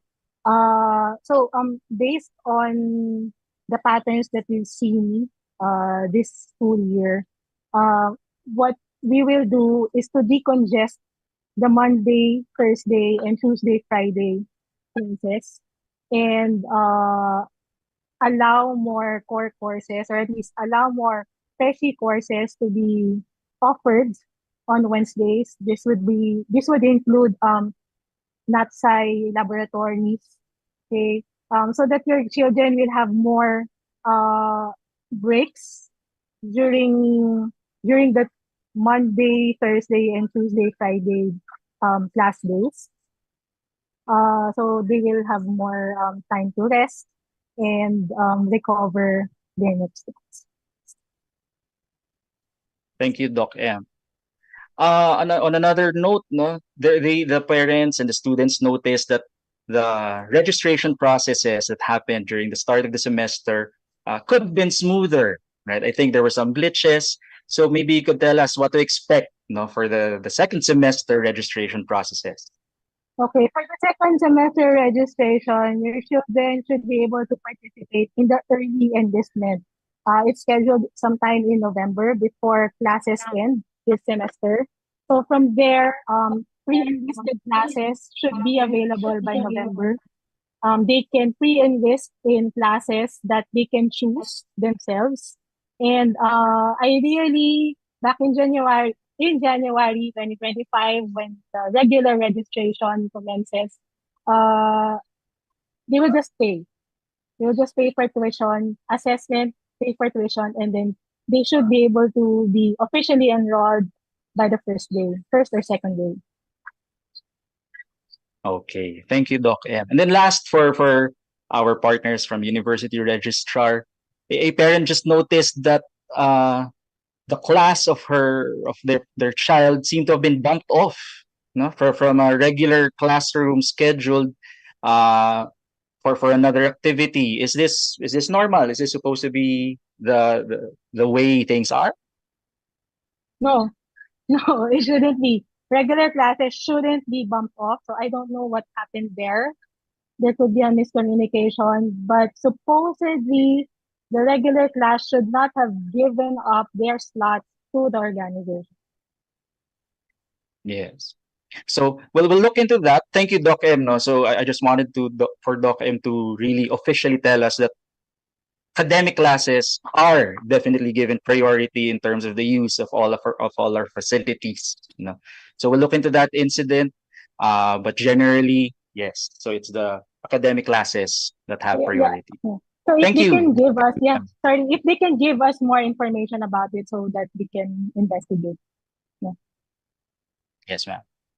Oh, Doc, maybe there's just this one question on chat. It's a bit related to registrars, I would think, no, about summer classes. Are they just required, or can they forgo summer classes?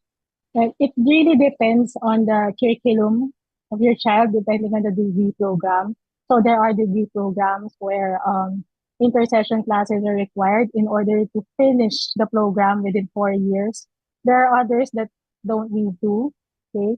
So it also depends on your child, whether they're taking remedial classes or they are taking minor programs. So if they want to finish on time within 4 years of the program, then sometimes it really necessitates taking in intercession classes. Okay. So thank you, Doc MM. Welcome. We'll now proceed to the third category of questions. This one is on health, care, and well-being. And with us here are our partners from the Mission Integration Cluster, HCW in particular. I think Dr. Shaw Marquez is with us here. Good morning, Doc Shaw.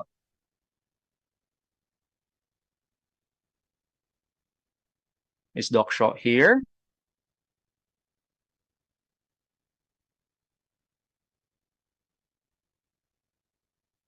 Okay. Or if Doc Shaw is not here, I'm sure Sir Gary himself. There you go. There's Doc Shaw. Good morning, sir. Yeah, I think you should be able to unmute now. Okay. Meron na? Yes, sir. Now we can hear you. Thank you. All right. Sharing the screen with Doc Shaw is also our AVP, Dr. Joy Salita. Good morning, ma'am.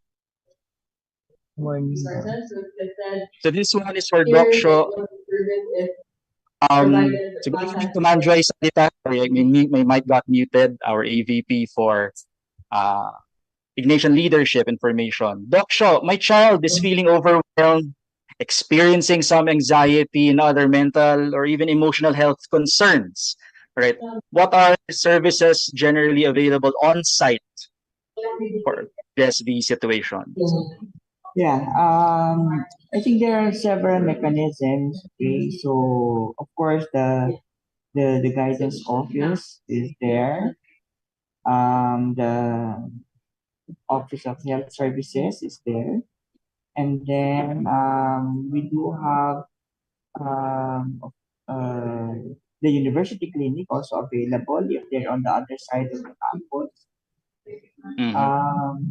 It's important also to understand that they can always discuss or at least air their concerns to their homeroom advisors as well as to their program heads. No, at least if the concern is particular to the class or the situation there. But yes, the general services on health services, including mental health, is available at the campus. Thank you, Doc Shaw. While we have Dr. Salita with us here as well, Ma'am Joy, this one's for you. So my child is pretty shy. So just like myself, when I was a freshie, I was quite shy. And is having some difficulty finding his or her place in school. Where can he find support in terms of looking for groups or clubs or activities that can help him make and meet new friends? All right. Under the Ignatian Leadership Formation subcluster, we have the Office of Student Activities and also the two groups handling sports and athletics.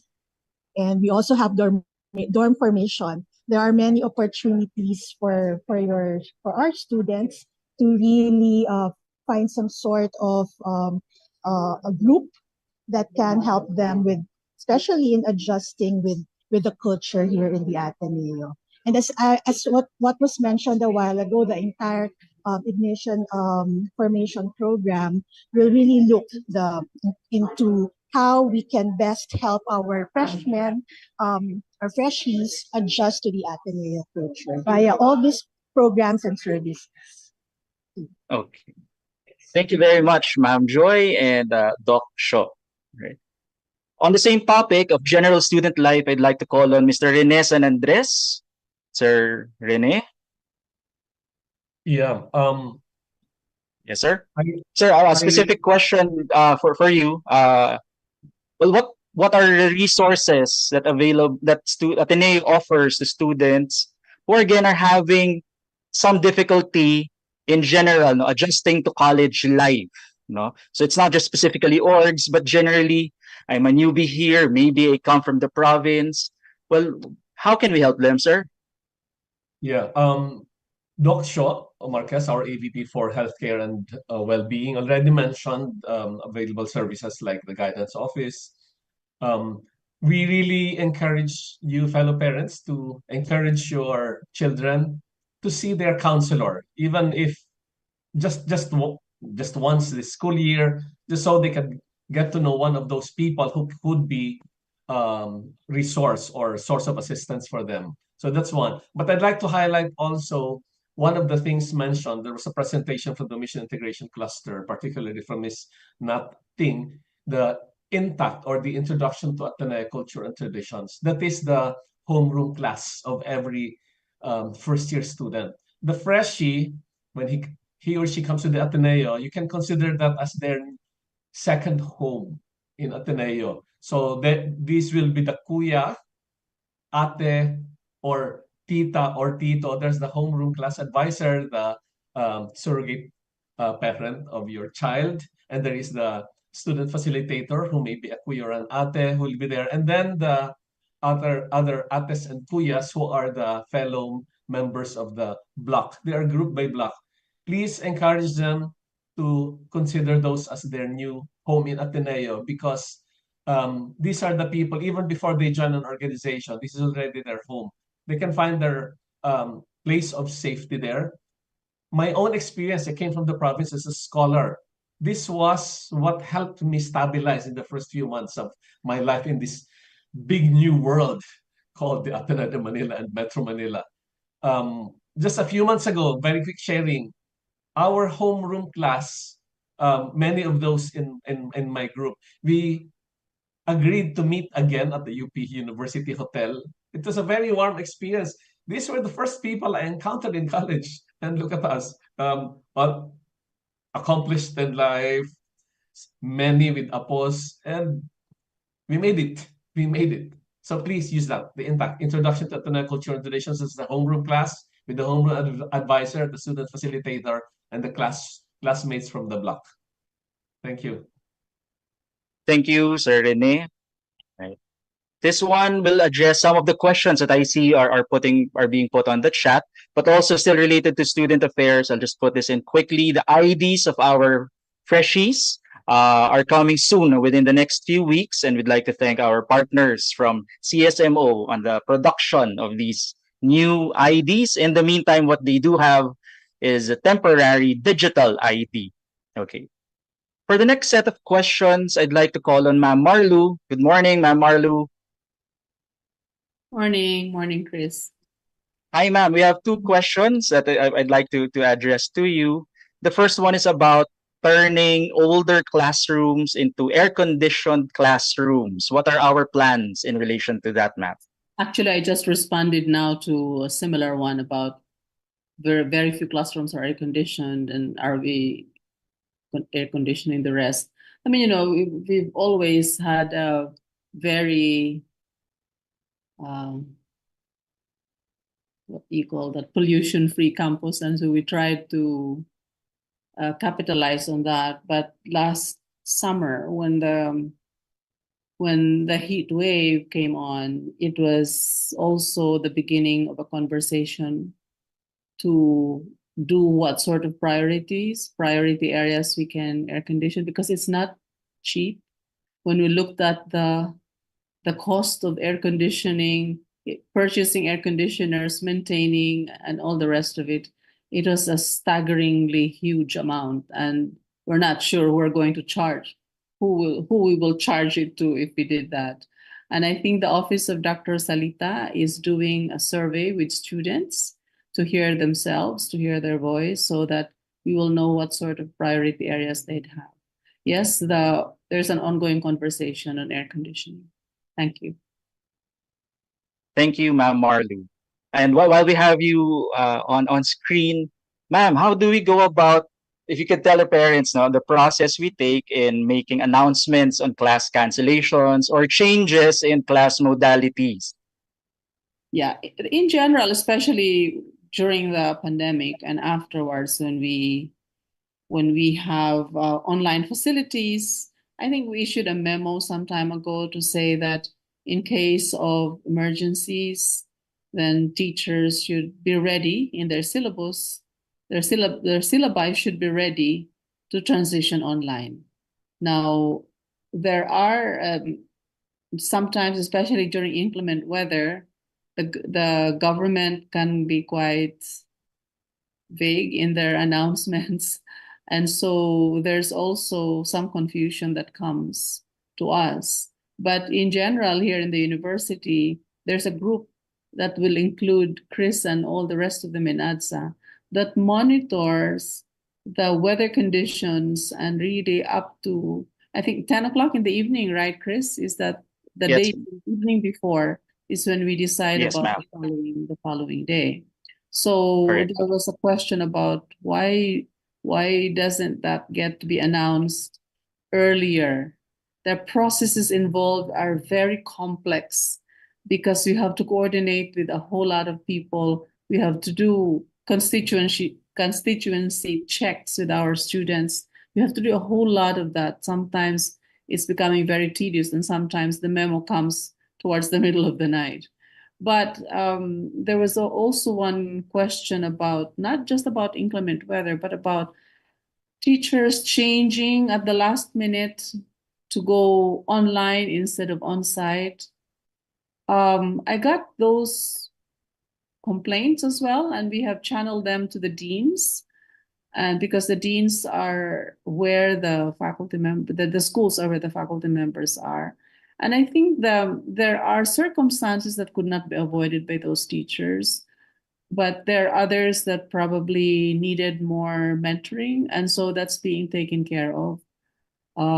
There are different circumstances, so I think each circumstance is different, but the effect is almost the same, that the description is almost the same, that there's a change immediately from on-site to online and all the rest of it. But the individual circumstances are different. And we're trying, and I suppose the deans and the department chairs are also addressing these.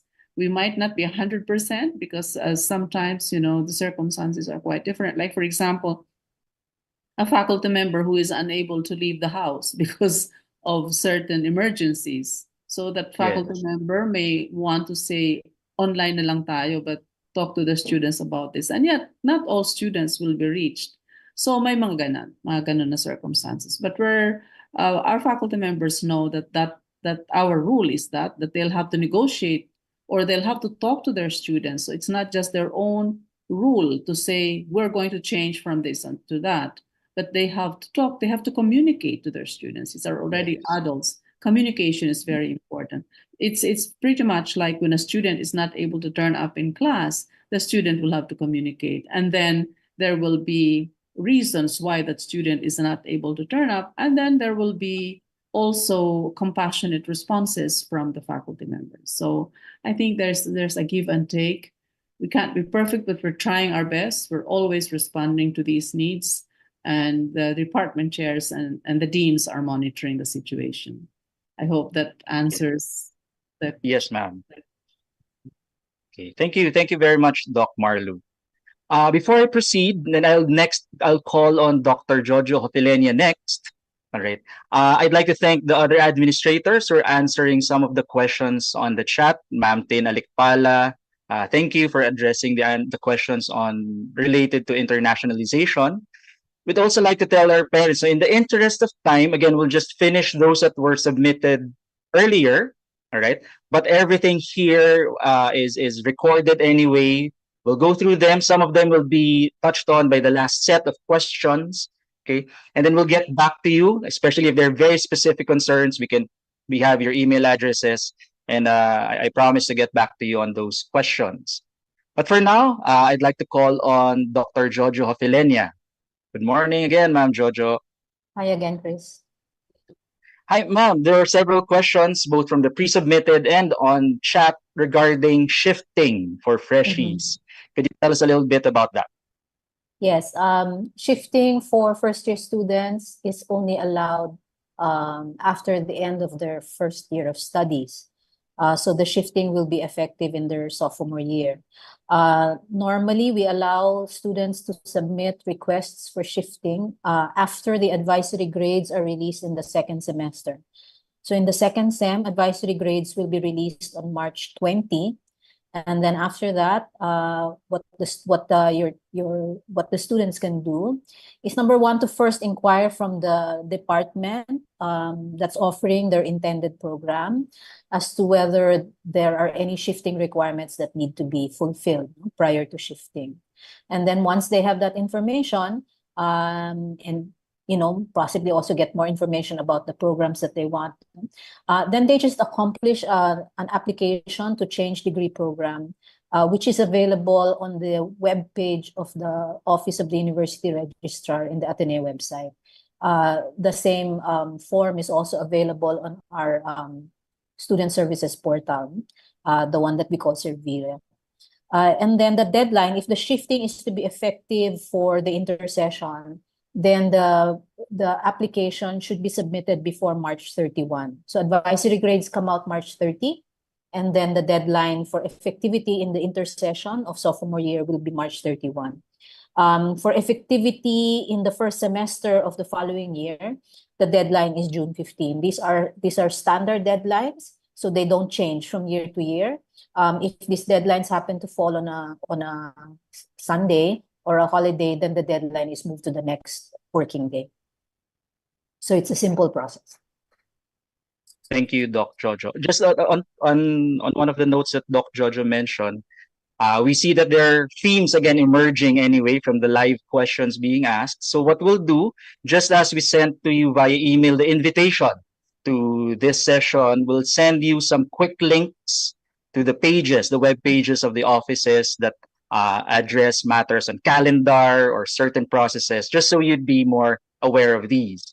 But also, I'd like to invite you to actually have these discussions with your child. No, it's best that they know how to do these things, that they know when these things are happening really. No, so ask them, oh, paano ka raw mag-shift? Then let them handle the process. No, that's an invitation I'd like to extend to our parents. Now, going back to Ma'am Jojo. Ma'am Jojo, can you tell us a little bit more about the cup system, in line also with maybe some things related to tardiness? Okay. Our regulations on class attendance are found in Section 3 of our academic regulations. I invite the parents to review the academic regulations that are found in the student handbook. And if you look at those regulations, the very first thing that's stated is that and I'm quoting, no, regular attendance in all classes is one of the most important obligations of students. They are expected to attend all scheduled classes, exams, and activities required by the instructor. There is a number of absences that are allowed in each class. If it is a 3-unit class, you have a total of 9 hours. No? But since our classes only meet twice a week, then that means there is a maximum of 6 absences allowed for a 3-unit class. For PE classes, it's a total of 6 absences also, because their meetings are only 1 hour. They meet 1 hour twice a week. No? So that's a total of 6 hours. And then for laboratory, the laboratory 3 hours of absence is what is allowed for laboratory classes. For tardiness, recording tardiness as a cut is left to the discretion of the instructor. So what your children can do is to check their syllabi. Each course that they're taking has a syllabus, and the class policies for that class should be including attendance regulation, should be in the syllabus. Okay, thank you very much, Doc Jojo. And then one last before I let you go, could you tell us a bit about buffer times? Our parents and our students call it buffer times before a particular assignment is due. How much time in advance should they be notified about these requirements? Actually, the schedule for major course requirements should already be in the syllabus. So even as early as the first day of class, our students already should have an idea of at least the major requirements, the schedule of the major requirements for each class. What we have asked our faculty is that if they are going to give more specific instructions for major requirements, that be given, that they give a reasonable amount of time, when they release those instructions. Ideally, something like a week. But in terms of the deadlines, the deadline should already be in the syllabus.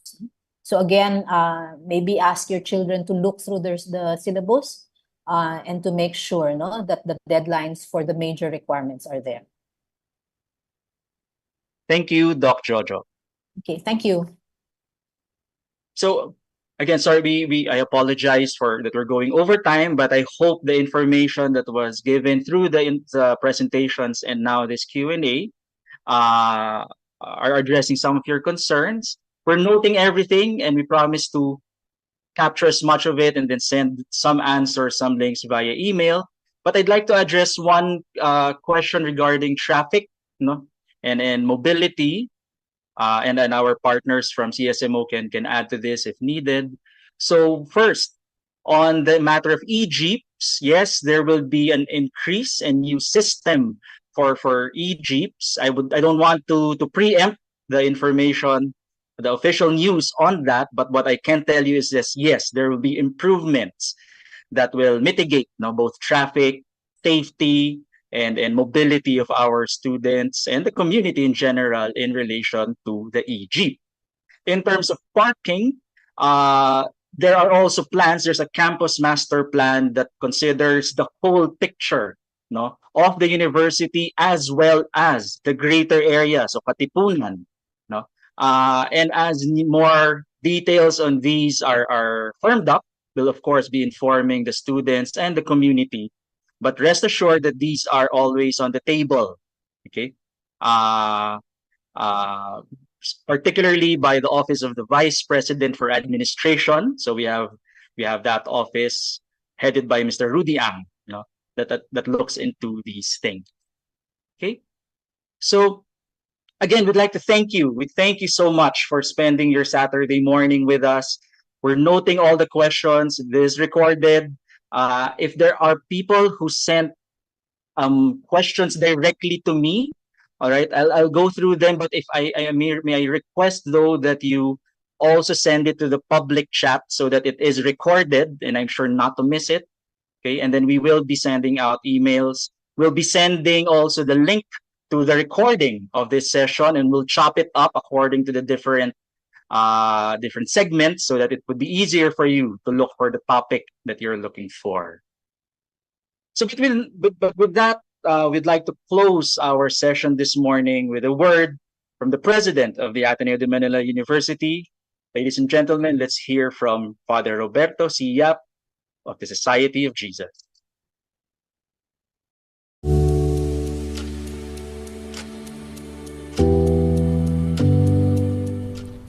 Good morning to all the parents of our freshies, and thank you for entrusting us with your children's education and formation. Tradition and values play a significant role in the nearly 5-century history of Jesuit education and the 164-year history of Ateneo de Manila University. When the first Jesuits opened its first school in Messina, Italy in 1548, they had the mission to make a difference, to set the world on fire, or ite inflammata omnia, a Latin phrase St. Ignatius often ends his letter to Jesuits. It was St. Ignatius's call to action for his followers to live out their faith with passion and purpose. It is a metaphor for spreading the love, teachings, and values of Christ in all aspects of life, transforming the world through service, justice, and compassion. Ignatius believed that each person is called to make a meaningful impact by using their unique gifts and talents to contribute to the greater good. By setting the world on fire, individuals are encouraged to pursue excellence in their professions, relationships, and communities, igniting change in society while remaining rooted in deep faith and spiritual discernment. This call remains central to Jesuit education and philosophy, inspiring young people to be agents of change who bring light and hope to the world. And this is what we in Ateneo de Manila strive to do, to prepare the young people under our care for lives of service, leadership, justice, compassion, and faith. To our parents, you are as much a partner of the Ateneo community as your children. Your role is critical, so together let us commit ourselves to becoming their katuwang, inspiring, encouraging, guiding, and comforting them in their journey to becoming their best selves, so that by the time they go down the hill, they will be ready to set the world on fire, to share God's boundless love, to be men and women for and with others. On behalf of Ateneo de Manila University, I warmly welcome the parents of the class of 2028.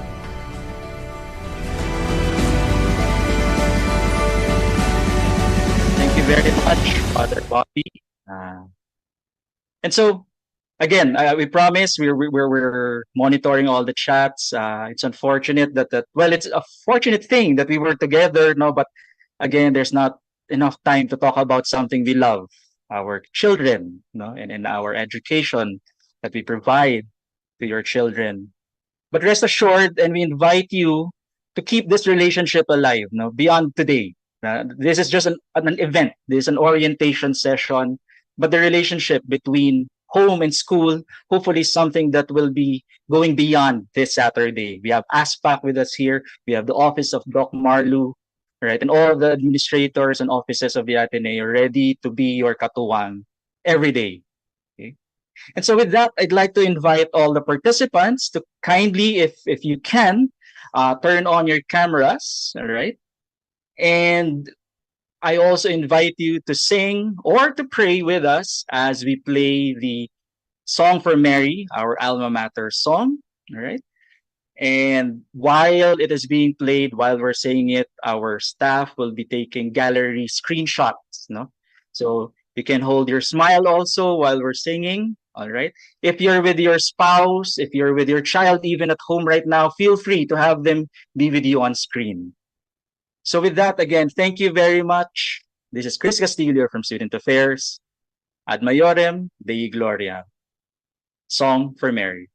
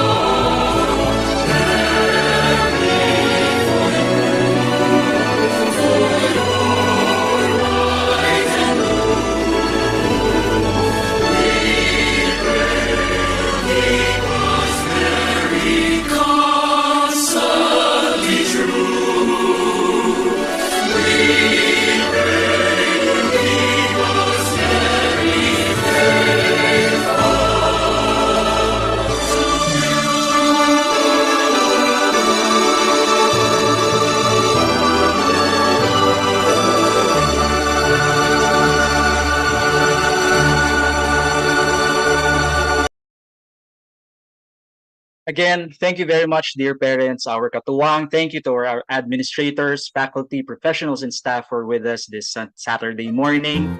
Please enjoy the rest of your day and the weekend. God at Mayorem. Thank you.